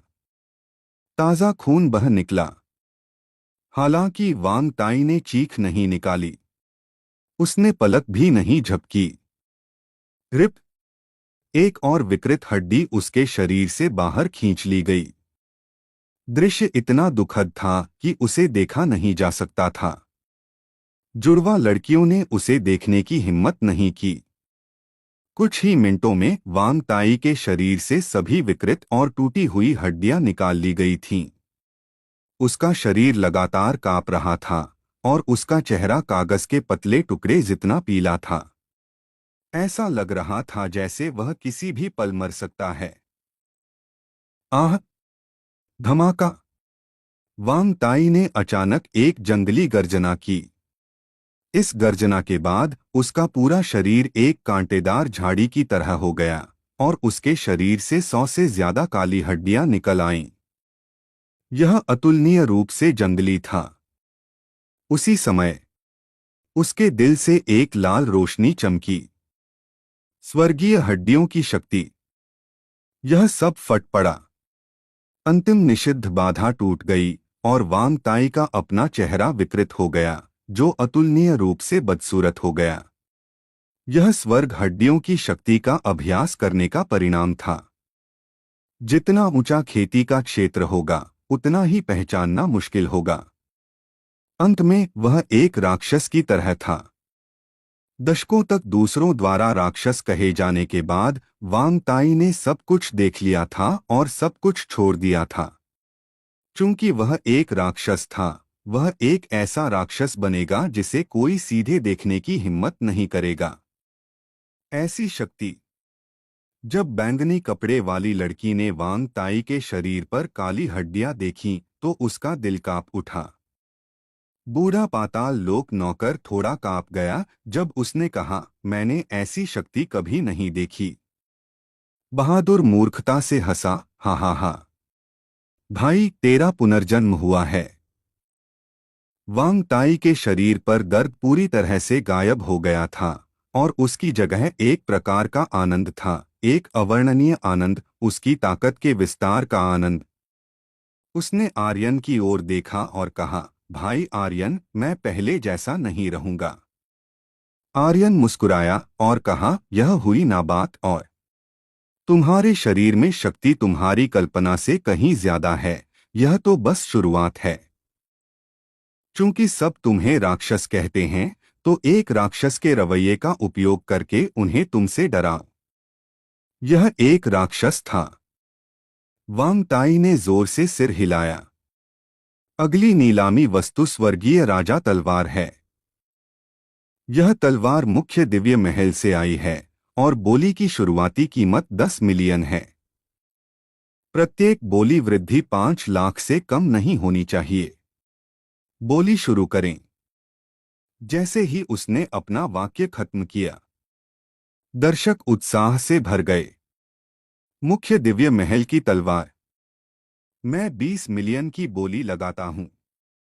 30 मिलियन, 50 मिलियन, 80 मिलियन। यह सीधी रेखा में ऊपर चढ़ गया, पूरी तरह से अप्रत्याशित। इस क्षण कमरे नंबर 6 से एक नग्न महिला बाहर निकली और धीरे से बोली, कमरे नंबर 6 का मालिक बोली लगाता है, 100 मिलियन देवता पत्थर और एक स्वर्ग श्रेणी जड़ी बूटी। कितनी बड़ी रकम है। कमरे नंबर 6 में कौन है? वह बहुत अद्भुत है। अकेले स्वर्ग श्रेणी जड़ी बूटी ही 50 मिलियन की है। यह कुल मिलाकर 150 मिलियन है। स्वर्गीय राजा तलवार, भाग्य के देवता का हथियार। हालांकि यह सिर्फ एक हथियार से ज्यादा है। कमरे नंबर 6 में काले कपड़े पहने आदमी ने धीमी आवाज में कहा। काले लबादे के नीचे उसका रूप स्पष्ट रूप से देखा नहीं जा सकता था, जैसे वह एक बिना चेहरे वाला व्यक्ति हो। उसका पूरा शरीर एक अशुभ और भयानक आभा उत्सर्जित कर रहा था। क्या कोई और बोली है? क्या कोई और बोली है? 100 मिलियन देवता पत्थर, बिकी। हथौड़ा नीचे गिरा। मेजबान बुजुर्ग ने उत्साह से कहा, कमरे नंबर 6 से सम्मानित अतिथि को बधाई। बैंगनी कपड़े वाली लड़की ने कहा, तुम्हें यह तलवार कहाँ से मिली? आर्यन को उम्मीद नहीं थी कि स्वर्गीय राजा तलवार 100 मिलियन से अधिक में बिक पाएगी, और उसने हल्का सा कहा, यह भाग्य के देवता ने गिराई थी। अरे! बैंगनी कपड़े वाली लड़की चौंक गई, यह गिरी थी। आर्यन ने समझाया, मैंने उससे छीन ली थी। बैंगनी कपड़े वाली लड़की ने कहा, भाग्य का देवता मुख्य दिव्य मंदिर में एक बहुत उच्च पद वाला देवता है। वह लाखों लोगों के देवताओं के भाग्य को नियंत्रित करता है, और वह अपने भाग्य को भी नियंत्रित करता है। वह इतनी आसानी से नहीं मर सकता। उसने ज्यादा नहीं सोचा। आर्यन ने ज्यादा नहीं सोचा।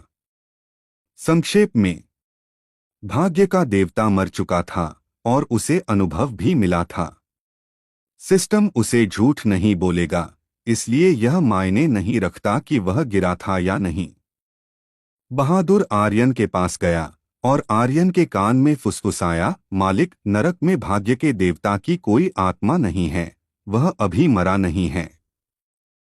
अरे! उसी क्षण आर्यन को ऐसा लगा जैसे उसे बिजली का झटका लगा हो। असंभव। अगर वह मरा नहीं, तो वह... आर्यन की आंखों में एक तेज चमक कौंधी, और उसने तुरंत दरवाजा तोड़ दिया। बैम! कमरे नंबर 6 का दरवाजा लात मारकर खोल दिया गया, और एक नग्न महिला जमीन पर बुरी तरह से मर गई थी। कमरे में कोई नहीं था। स्वर्गीय राजा तलवार भी ले ली गई थी। आर्यन ने अपनी मुट्ठियां कसकर भींची, क्या ऐसा हो सकता है? उसने अपनी आत्मा को स्वर्गीय राजा तलवार में सील कर दिया था। धिक्कार है। युद्धवेदी शहर के ऊपर आसमान में काले कपड़े पहने आदमी ने स्वर्गीय राजा तलवार अपने हाथ में पकड़ी और हवा में खड़ा था, अशुभ तरीके से कह रहा था, आर्यन, हम फिर मिलेंगे, बस तुम इंतजार करो। आप लोगों को यह स्टोरी कैसी लग रही है, कमेंट करके जरूर बताएं। और बने रहे आप अपने जीवपति त्रिपाठी जी के साथ। धन्यवाद मित्रों। एपिसोड 1997। हलचल पैदा करो। स्वर्गिक राजा की दिव्य तलवार के गुण साधारण थे। उसमें कुछ भी विशेष नहीं था। यही कारण था कि आर्यन ने उसे गंभीरता से नहीं लिया। परंतु किसने सोचा होगा कि भाग्य का देवता मरा नहीं था? वह भाग्य का नियंत्रक था, और उसने बहुत पहले ही अपने लिए पीछे हटने का रास्ता तैयार कर लिया था। हर विवरण में एक खामी थी। आर्यन ने गलत अनुमान लगाया था। हालांकि अगर वह मरा नहीं है, तो उसे फिर से मारेंगे। मुझे कभी भी बहुत सारे दुश्मनों से डर नहीं लगा। मुझे केवल इस बात का डर है कि वे कमजोर हों। आर्यन ने अपना दिल कड़ा कर लिया। वह अपने कमरे में लौट आया। बहादुर तुरंत आया और बोला, मालिक, अभी क्या हुआ था? आर्यन मुस्कुराया और बोला, कुछ नहीं। इस क्षण बैंगनी कपड़े वाली लड़की ने कहा, यह शुरू होने वाला है। पाताल लोक का पुराना नौकर अरहद की आंखें फैल गईं, और वह तुरंत बाहर चला गया। मेजबान वृद्ध ने धीरे से कहा, आज का अंतिम आध्यात्मिक खजाना भी एक महान खजाना है। यह एक ऐसा खजाना है जिसे हमारे तियान हुई मर्चेंट यूनियन ने बहुत प्रयास के बाद एक प्राचीन स्थान पर पाया है। 9 जीवन और 9 मौतें।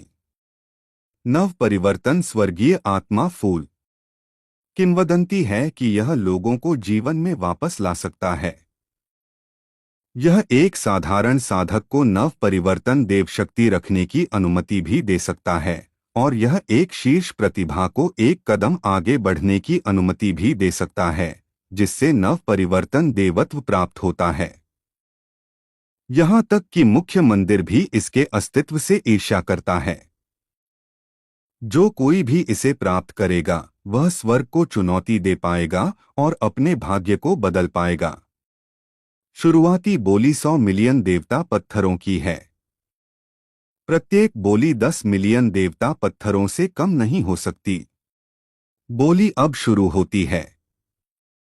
जैसे ही उसने अपना वाक्य खत्म किया, भीड़ उत्साह से भर गई। बोली लगाने की जल्दबाजी करने के बजाय उन्होंने चर्चा करना शुरू कर दिया। नव परिवर्तन स्वर्गीय आत्मा फूल, एक ऐसी आध्यात्मिक जड़ी बूटी जो किसी के भाग्य को बदल सकती है। क्या ऐसी चीज सचमुच इस दुनिया में मौजूद है? यह एक पौराणिक दिव्य वस्तु है। असंभव। 100 मिलियन देवता पत्थर। कौन इसे खरीद सकता है? इस क्षण कमरा नंबर 1 से युवा बाहर आया और बैंगनी कपड़े वाली युवती को देखकर मुस्कुराया। युवा घाटी स्वामी, क्या आप अभी भी हरकत में नहीं आ रही हैं?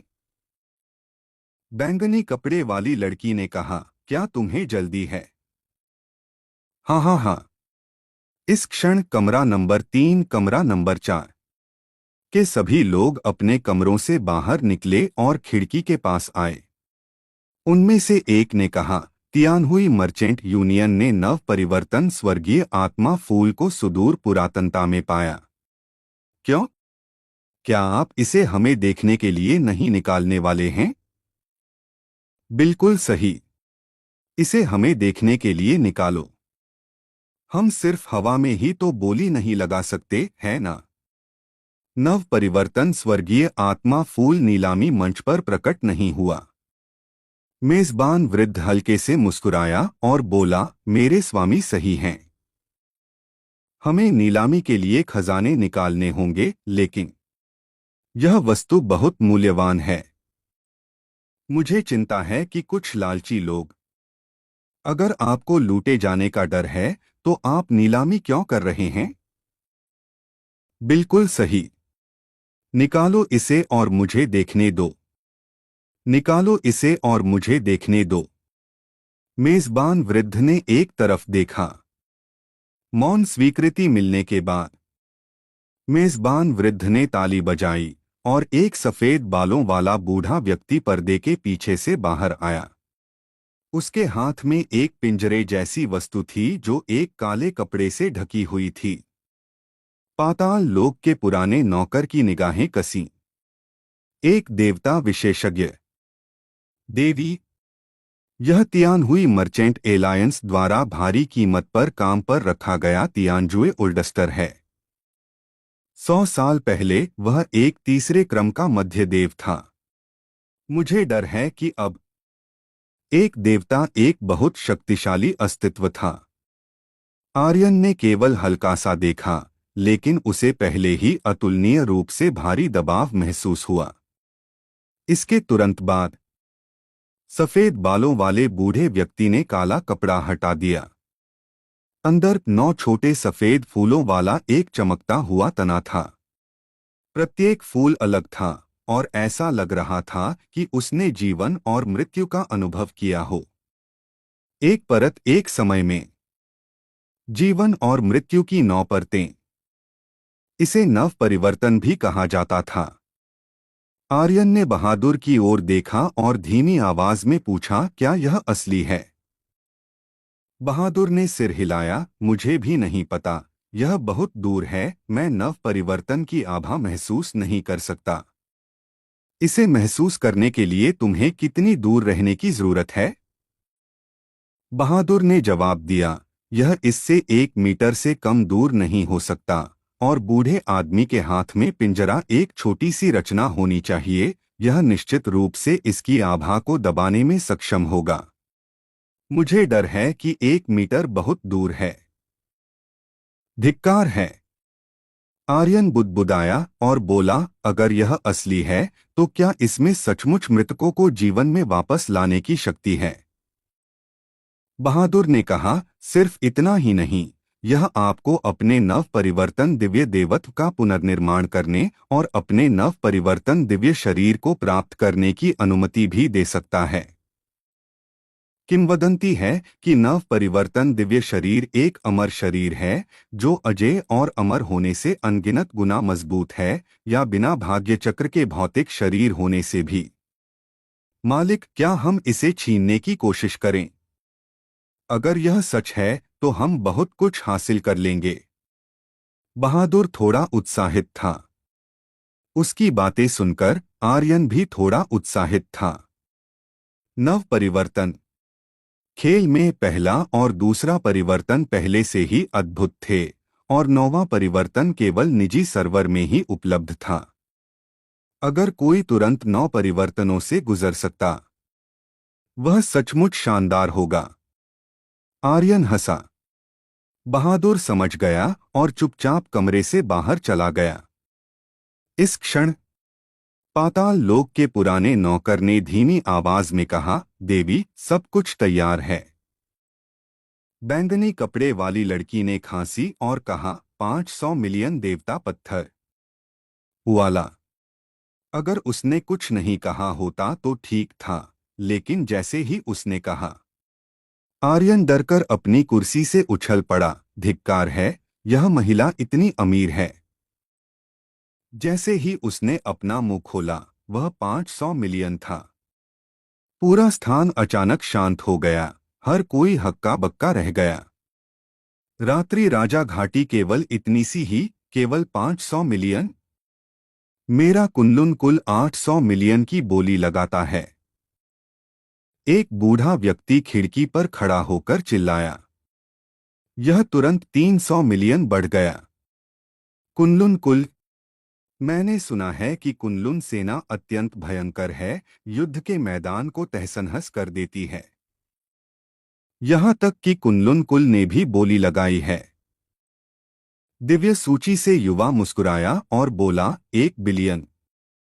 बैंगनी कपड़े वाली लड़की ने भौहें सिकोड़ी और बोली, 1.3 बिलियन। कुनलुन कुल का बूढ़ा व्यक्ति मुस्कुराया और बोला, 1.5 बिलियन। दिव्य सूची से युवा ने बोली बंद कर दी और बैंगनी कपड़े वाली लड़की की ओर देखा। बैंगनी कपड़े वाली लड़की ने भौहें सिकोड़ी और अब और समय बर्बाद नहीं किया। उसने सीधे कहा, 2 बिलियन। कितनी बड़ी रकम है, युवा घाटी स्वामी। दिव्य सूची से युवा हल्के से मुस्कुराया, फिर नीलामी मंच की ओर देखा और बोला, मेरे पास उतने देवता पत्थर नहीं हैं, लेकिन मेरे पास यहाँ एक स्वर्गीय खजाना गुप्त तकनीक है। इसकी कीमत 3 बिलियन देवता पत्थर है। स्वर्गीय खजाना गुप्त तकनीक। यह एक प्राचीन खजाना है। हे भगवान, चूंकि आपने स्वर्गीय खजाना गुप्त तकनीक निकाली है। कुनलुन कुल के बूढ़े व्यक्ति ने भौहें सिकोड़ी और कहा, मैं हार मानता हूं। वह 3 बिलियन देवता पत्थर नहीं खरीद सकता था। बैंगनी कपड़े वाली लड़की ने अपनी कलाई पर ब्रेसलेट उतार दिया और कहा, जब मेरे पूर्वज जीवित थे तो उन्होंने हेगेमनी के युद्ध में अर्जित योग्यता के बदले में इस ब्रेसलेट का अधिदेव से आदान प्रदान किया था। इसका मूल्य अमूल्य है, और इसके साथ मेरी रात्रि राजा घाटी कुछ भी कर सकती है। दिव्य सूची से युवा की आंखों में चमक आई और उसने अचानक कहा, रक्त बलि ब्रेसलेट। तुम सचमुच इसे यहाँ ले आई? पाताल लोक का पुराना नौकर उसे समझाने की कोशिश कर रहा था, लेकिन वह जानता था कि यह असंभव था। जब तक वह अपने पुराने स्वामी को मना सकती थी, वह कुछ भी करेगी। दिव्य सूची से युवा ने कहा, युवा घाटी स्वामी अभी भी अद्भुत है। मैं हार मानता हूं, 9वीं श्रेणी का स्वर्गीय आत्मा फूल तुम्हारा है। जैसे ही वे बोले, दिव्य सूची से युवा ने अनजाने में एक मुस्कान दिखाई। मुस्कान पलक झपकते ही गायब हो गई। आर्यन को बुरा एहसास हुआ। मेजबान वृद्ध ने कहा, क्या कोई ऐसा है जो युवा घाटी स्वामी से अधिक बोली लगाता है? रक्त बलि ब्रेसलेट प्राचीन देवता युद्धों में एक खजाना था। कौन इसकी तुलना कर सकता था? इस क्षण आर्यन बाहर आया और मुस्कुराया।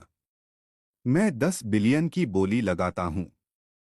आप लोगों को यह स्टोरी कैसी लग रही है, कमेंट करके जरूर बताएं। और बने रहे आप अपने जीवपति त्रिपाठी जी के साथ। धन्यवाद मित्रों। एपिसोड 1998। 20 अरब। अकारण ही अचानक आर्यन खड़ा हुआ और एक कीमत लगाई। मैं 10 अरब की बोली लगाता हूं। इस संख्या ने मौके पर मौजूद सभी को चौंका दिया। देवसूची महल का युवक भौंचक्का रह गया और उसकी निगाहें थोड़ी बदल गईं। हालांकि यह बहुत हल्का था, आर्यन ने इसे भांप लिया। बैंगनी कपड़े वाली लड़की ने तुरंत कहा, तुम क्या कर रहे हो? आर्यन ने मुस्कुराते हुए कहा, मैं बोली लगा रहा हूं, कुछ खरीदने के लिए। वृद्ध अधोलोक सेवक ने भी शत्रुता दिखाई और गहरी आवाज में चिल्लाया, बत्तख, यह तुम्हारे दुर्व्यवहार करने की जगह नहीं है। बैंगनी कपड़े वाली लड़की ने तो अपनी पैतृक रक्त बलि कंगन भी निकाल ली थी। उसने पहले ही मन बना लिया था, यदि वह बोली नहीं जीत पाती तो सचमुच कोई और रास्ता नहीं था। वर्तमान रात्रि राजघाटी उतनी मजबूत नहीं थी।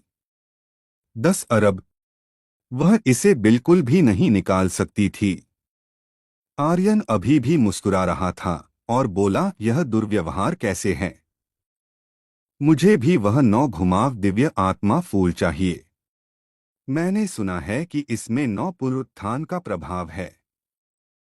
ऐसी चीज कौन नहीं चाहेगा? बैंगनी कपड़े वाली लड़की ने आर्यन को घूरते हुए भौहें चढ़ाई।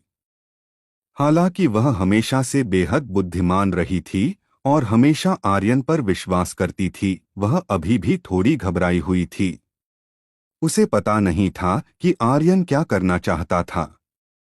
हालांकि आर्यन जो भी करना चाहता था, वह निश्चित रूप से 9 घुमाव दिव्य आत्मा फूल को जाने नहीं देगी।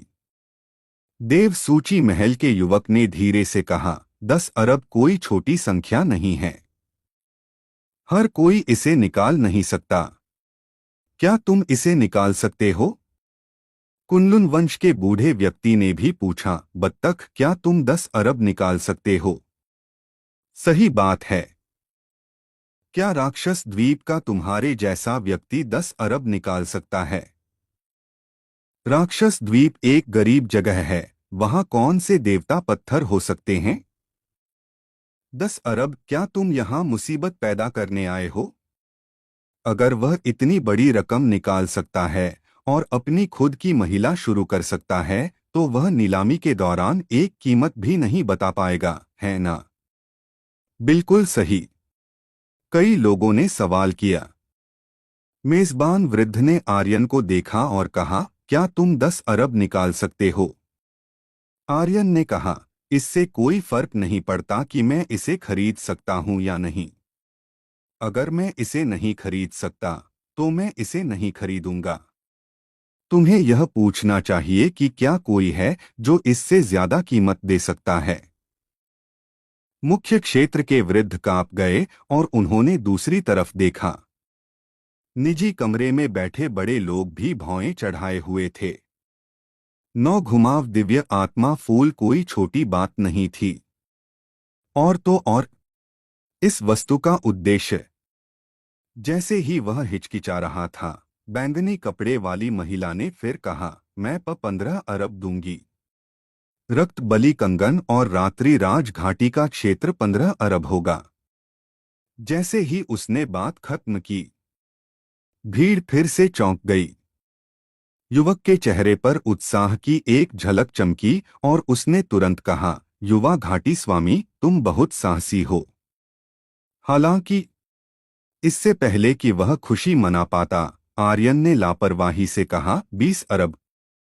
धमाका। एक भारी बम की तरह दर्शक हंगामा करने लगे। बैंगनी कपड़े वाली लड़की ने चिंतित अभिव्यक्ति के साथ आर्यन को देखा। उसने गहरी आवाज में कहा, क्या तुम्हें मुझसे लड़ना ही पड़ेगा? ही। आर्यन मुस्कुराया और कहा, कोई और रास्ता नहीं है, मुझे भी यह चाहिए। तुम। बैंगनी कपड़े वाली लड़की ने आर्यन को घूरा। वांग ताई और जुड़वा उलझे हुए भावों के साथ पास आए। अधोलोक का बूढ़ा सेवक गुस्से में था। उसके शरीर पर आभा पूरी तरह से फट गई, जैसे वह आर्यन पर हमला करने वाला हो। हालांकि केवल उनके चेहरे ही बदसूरत नहीं थे। देवसूची महल के युवक का चेहरा भी बदसूरत था। वह विशेष रूप से उदास था और उसमें मारने का इरादा था। आर्यन ने कुछ भी ध्यान न देने का नाटक किया, लेकिन उसने मन ही मन सोचा, इसके पीछे जरूर कोई साजिश है। जिम्मेदार वृद्ध बुदबुदाया, 20 अरब। मैं तुम्हारी ताकत पर संदेह नहीं कर रहा हूं, लेकिन यह 20 अरब कोई छोटी रकम नहीं है। तुम्हें इसे बाहर निकालना होगा और देखना होगा, अन्यथा मैं तुम्हें खाली हाथ बोली नहीं लगाने दूंगा। हाँ, सही बात है। अगर वह इसे नहीं खरीद सकता तो क्या होगा? मुझे संदेह है कि वह यहाँ मुसीबत पैदा करने आया है। राक्षस द्वीप का कचरा, तुम खुद को क्या समझते हो? 20 अरब की आसमान छूती बोली लगाकर तुम किसे मूर्ख बनाने की कोशिश कर रहे हो? आर्यन ने बैंगनी कपड़े वाली लड़की को देखा, फिर आगे बढ़ा और कहा, मुझे पूछने दो, एक अर्धसम्राट कलाकृति की कीमत कितनी है? जैसे ही उसने बात खत्म की, सभी चौंक गए और वे सभी हक्के बक्के रह गए। अर्धसम्राट कलाकृति? इस तरह का हथियार एक किंवदंती जैसा था। देवसूची महल के युवक ने भौहें चढ़ाई और धीरे से कहा, यदि यह सचमुच एक अर्धसम्राट कलाकृति है तो यह एक अमूल्य खजाना है। यह निश्चित रूप से 20 अरब देवता पत्थरों से कहीं अधिक कीमत का है। आर्यन ने अपना दाहिना हाथ हिलाया और यम की धार को बाहर निकाला। उसने कहा, यह काली छुरी एक अर्धसम्राट कलाकृति है। इसमें पूर्ण शक्ति है। मुझे विश्वास है कि आप में से कई लोगों ने इसकी शक्ति देखी है, इसलिए मैं और कुछ नहीं कहूंगा। अब क्या मुझे बोली जारी रखने का अधिकार है? यम की धार ने चेन परिवार के अपराजेय अमर राक्षस को एक ही वार में मार डाला था। इस छुरी ने बहुत हंगामा किया था, लेकिन किसी को उम्मीद नहीं थी कि यह एक अर्धसम्राट कलाकृति होगी। देवसूची महल के युवक ने आर्यन के हाथों में यम की धार को घूरा और मन ही मन कहा, यह सचमुच वही है। एक चमत्कार हुआ है। यह छुरी एक अर्धसम्राट कलाकृति होनी चाहिए। तुरंत वह हिचकिचा रहा था। एक अर्धसम्राट कलाकृति हथियार।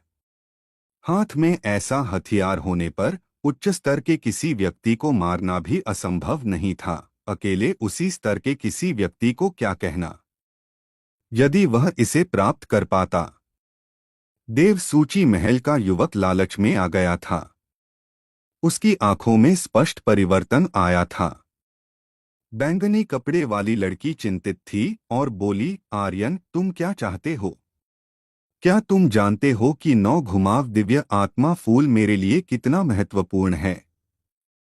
क्या मैं तुमसे भीख मांग सकती हूँ? कृपया यह मुझे दे दो। वह वर्षों से उसे खोज रही थी और अब वह आखिरकार उसके सामने था, लेकिन आर्यन के हस्तक्षेप ने उसे डरा दिया। वह अपने पिता को बचाना चाहती थी। वह रात्रि राज घाटी को बचाना चाहती थी। हालांकि उसकी ताकत बिल्कुल पर्याप्त नहीं थी। वह रात्रि राज घाटी को नियंत्रित भी नहीं कर सकती थी। घाटी के कई बड़े उसे पसंद नहीं करते थे। यदि वह अपने पिता को पुनर्जीवित कर पाती तो चीजें अलग होती। 9 घुमाव दिव्य आत्मा फूल उसकी एकमात्र आशा थी। आर्यन ने देखा कि बैंगनी कपड़े वाली लड़की की आंखें टिमटिमा रही थीं और उसके आंसू गिरने ही वाले थे। उसे उसके लिए थोड़ी दया महसूस हुई, लेकिन उसने यह दिखाया नहीं। वह हल्का सा मुस्कुराया और बोला, युवा घाटी स्वामी, अगर तुम इसे चाहती हो तो और ऊंची कीमत लगाओ। अधोलोक का बूढ़ा सेवक गुस्से में चिल्लाया, बत्तख तुम गद्दार हो। मिस तुम्हारे प्रति इतनी अच्छी है, फिर भी तुम उसके साथ ऐसा व्यवहार करते हो। तुम क्या करना चाहते हो? आर्यन हंसा और बोला, मैं 9 घुमाव दिव्य आत्मा फूल प्राप्त करना चाहता हूँ, हा हा हा। इस क्षण मेजबान वृद्ध ने उत्साह से कहा, अर्धस्म्राट कलाकृति की कीमत निश्चित रूप से 20 अरब देवता पत्थरों से अधिक है। क्या इससे अधिक कीमत है? क्या इससे अधिक कीमत है? अगर नहीं है तो यह उसका है।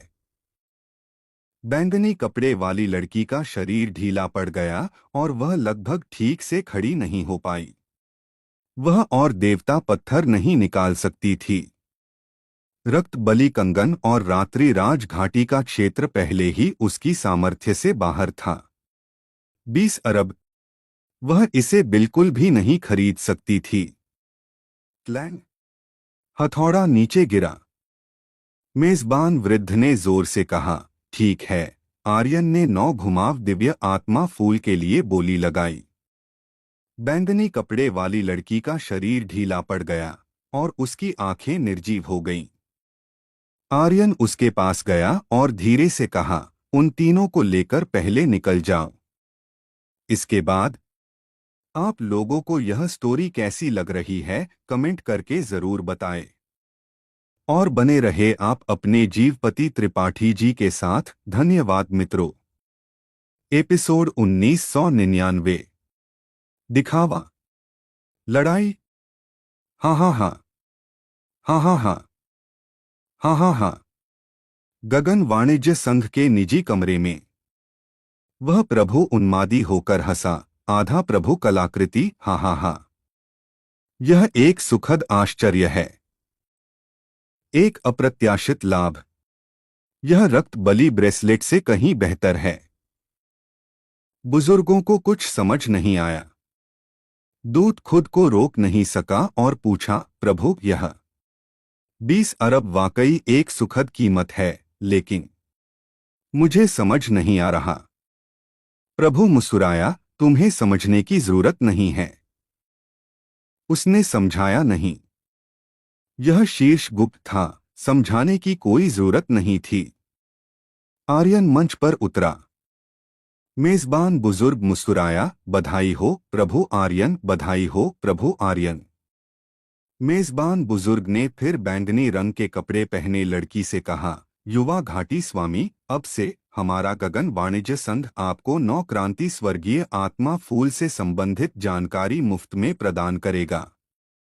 यदि हमें यह फिर से मिलता है तो हम आपको तुरंत सूचित करेंगे और आपकी रात्रि राजा घाटी को इसे खरीदने में प्राथमिकता देंगे। बैंगनी रंग के कपड़े पहने लड़की कड़वाहट से मुस्कुराई। अंधर लोक के बूढ़े गुलाम ने अपनी आस्तीनें कसकर झटकी और आर्यन को घूरते हुए कहा, मैंने तुम्हें गलत आंका। दोनों निजी कमरे में घुस गए।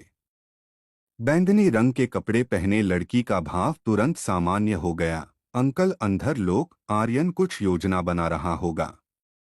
अंधर लोक के बूढ़े गुलाम ने नहीं सुना कि आर्यन ने अंत में क्या कहा था, इसका हमसे क्या लेना देना। देवी, हमें अब इस तरह के व्यक्ति से परेशान होने की जरूरत नहीं है। वह अभी भी गुस्से से भरा हुआ था। बैंगनी रंग के कपड़े पहने लड़की ने कहा, उन तीनों को लेकर पहले निकल जाओ। अंधर लोक का बूढ़ा गुलाम चकित था, देवी आप इस समय भी उसे बचाना चाहती हैं। जुड़वा बहनों ने कहा, प्रभु आर्यन ऐसा व्यक्ति नहीं है, उसका जरूर कोई और लक्ष्य होगा या उसने कुछ और खोजा होगा। वांग ताई खड़ा हो गया, मैं भी भाई आर्यन पर विश्वास करता हूँ। बैंगनी रंग के कपड़े पहने लड़की निश्चित नहीं थी, लेकिन उसकी अंतर्ज्ञान ने उसे बताया कि आर्यन निश्चित रूप से कुछ योजना बना रहा था। तुरंत बैंगनी रंग के कपड़े पहने लड़की ने तुरंत आदेश दिया, अंकल अंधर लोक, उन दोनों को लेकर चले जाओ। वांग ताई तुम भी नीचे जाओ। तुरंत तुरंत अंधर लोक के बूढ़े गुलाम ने बैंगनी रंग के कपड़े पहने लड़की को देखा। हालांकि वह नाखुश था, उसने फिर भी वैसा ही किया जैसा उसे बताया गया था। वांग ताई भी कमरे से बाहर निकल गया।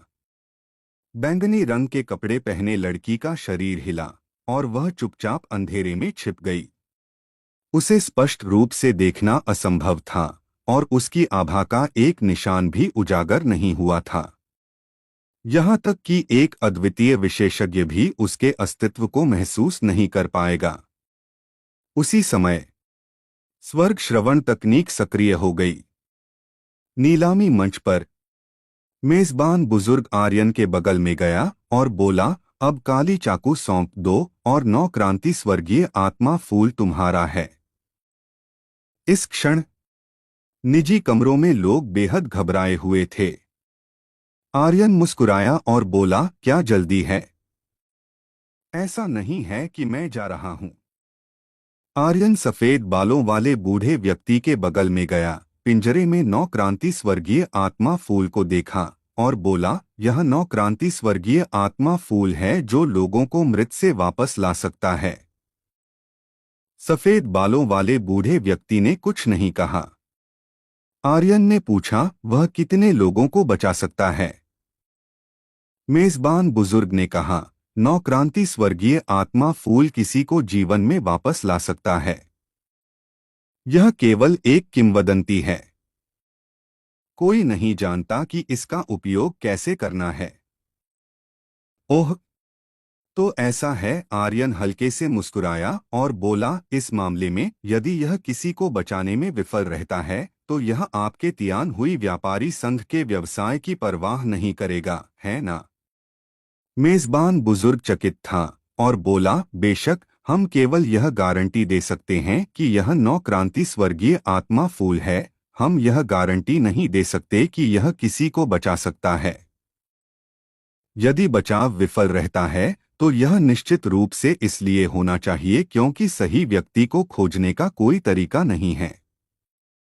इसका हमारे तियान हुई व्यापारी संघ से कोई लेना देना नहीं है। आर्यन हंसा, तो अगर यह नकली है तो हम केवल अपनी बुरी किस्मत को ही दोषी ठहरा सकते हैं, है ना? इस क्षण देवसूची महल के युवा ने माथे पर शिकन डाली। मेजबान बुजुर्ग का भाव थोड़ा बदल गया और बोला, तुम्हारा क्या मतलब है? क्या तुम हमारे तियान हुई व्यापारी संघ की क्षमता पर सवाल उठा रहे हो? क्या तुम हमारे तियान हुई व्यापारी संघ का अपमान कर रहे हो? यो, इतनी बड़ी टोपी! चूंकि तुमने ऐसा कहा है तो मैं और सीधा हो जाऊंगा। हाँ, मैं तुम्हारा अपमान कर रहा हूं। आर्यन हंसा। मेजबान बुजुर्ग की आंखें भयानक हो गईं और उसने चिल्लाया, आर्यन, क्या तुम मुसीबत पैदा करने आए हो? मैं तुम्हें थोड़ी और आज्ञाकारी होने की सलाह देता हूं। पैसे ईमानदारी से चुकाओ और चले जाओ। कुछ नहीं होगा अगर तुम हिम्मत करते हो। उसके खत्म करने का इंतजार नहीं किया। आर्यन ने अपने हाथ में ब्लेड उठाया और नीचे काट दिया। बुजुर्ग का शरीर तुरंत दो हिस्सों में कट गया और ब्लेड पर खून की एक बूंद भी नहीं थी। आर्यन ने लाश को देखा और कोल्डली कहा, तुम क्या करने की हिम्मत करते हो? अचानक उपस्थित सभी लोग स्तब्ध थे। वे सभी इस दृश्य से डर गए थे। तियान हुई व्यापारी संघ की नीलामी में तियान हुई व्यापारी संघ के एक सदस्य को मारना, क्या यह व्यक्ति मरना चाहता था? उसके बगल में एक देव स्तर का महाविशेषज्ञ खड़ा था। वह लापरवाही से आर्यन को मौत के घाट उतार सकता था। आर्यन ने दहाड़ा। उसकी लंबी तलवार सीधी थी और उसने कहा, तुम लोग नौ क्रांति स्वर्गीय आत्मा फूल जैसी बकवास का उपयोग करके एक महिला को धोखा दे रहे हो। क्या तुम्हें शर्म नहीं आती? तुम्हारा लक्ष्य वह रक्त बलि ब्रेसलेट प्राप्त करना है ना? तुम्हें रात्रि राजा घाटी की हत्या प्रणाली चाहिए, है ना? क्या तुम एक आदमी की तरह खुले और ईमानदार नहीं हो सकते? तुम नीच लोग, जीना एक शर्म की बात है। आर्यन ने भारी आवाज में कहा। पूरा दर्शक वर्ग फिर से हंगामा करने लगा। नौक्रांति स्वर्गीय आत्मा फूल नकली है। इसका उपयोग रात्रि राजा घाटी से निपटने के लिए किया गया। क्या यह सच में ऐसा ही है? क्या यह एक साजिश वाली नीलामी हो सकती है? तियान हुई व्यापारी संघ के बक्से में प्रभु का भाव बदल गया। उसकी आंखें भयानक हो गईं, उसकी हत्या की इच्छा फूट पड़ी और उसने दहाड़ा, तुम कुत्ते, तुम मौत को दावत दे रहे हो। इस क्षण देव सूची महल के युवा ने हवा में इशारा किया और तुरंत नीलामी मंच पर उतरा। वह हल्के से मुस्कुराया, किसी ने पहले नौक्रांति स्वर्गीय आत्मा फूल नहीं देखा है। तुम्हें कैसे पता कि यह नकली है? मुझे पता था कि तुम ही हो, आर्यन ने अपने दिल में उपहास किया और बोला, मैं नहीं जानता, लेकिन अब जब तुमने कहा है तो यह 100% नकली है। हाँ हाँ हाँ, मैं इसकी प्रामाणिकता की जांच करना चाहता था, लेकिन मुझे इतनी जल्दी पता चलने की उम्मीद नहीं थी। युवा ने माथे पर शिकन डाली और आर्यन को कोल्डली घूरा, सचमुच यह नकली है। कोई भी असली नौक्रांति स्वर्गीय आत्मा फूल की नीलामी नहीं करेगा। इसका उपयोग रात्रि राजा घाटी से निपटने के लिए किया जाता है। लेकिन रात्रि राजा घाटी के लोग पहले ही पीछे हट चुके हैं। वे निश्चित रूप से अब तुम्हारी रक्षा नहीं करेंगे और तुम आज यहीं मरोगे। अभी अभी की बोली ने पहले ही रात्रि राजा घाटी के लोगों को नाराज कर दिया था। उसे यह भी महसूस हुआ कि रात्रि राजा घाटी के लोग, साथ ही छिपे हुए हत्यारे, सभी नीलामी छोड़कर जा चुके थे। इन लोगों के बिना केवल आर्यन होगा। यह आसान होगा। निजी कमरे में बैंगनी रंग के कपड़े पहने लड़की की आंखों में आंसू थे। उसे लगा कि वह कितनी मूर्ख थी कि उसने आर्यन पर शक किया। उसे लगा कि वह इतनी मूर्ख थी कि उसे इतनी बड़ी साजिश का पता ही नहीं चला। उसे दोषी नहीं ठहराया जा सकता था। वह अपने पिता को बचाने के लिए बेताब थी और किसी भी उम्मीद को नहीं छोड़ती थी। धमाका! एक दरवाजा लात मारकर खोल दिया गया। तियान हुई व्यापारी संघ के मुख्यालय से प्रभु क्रोधित और हत्यारा था। उसने आर्यन को घूरा और चिल्लाया, लड़के, तुम आज मर गए। जैसे ही उसने बात की, आर्यन की यह हरकत वाकई चौंकाने वाली थी। क्या आपको लगता है कि वह इस बड़ी लड़ाई में अकेला बच पाएगा या उसके पास कोई और योजना है?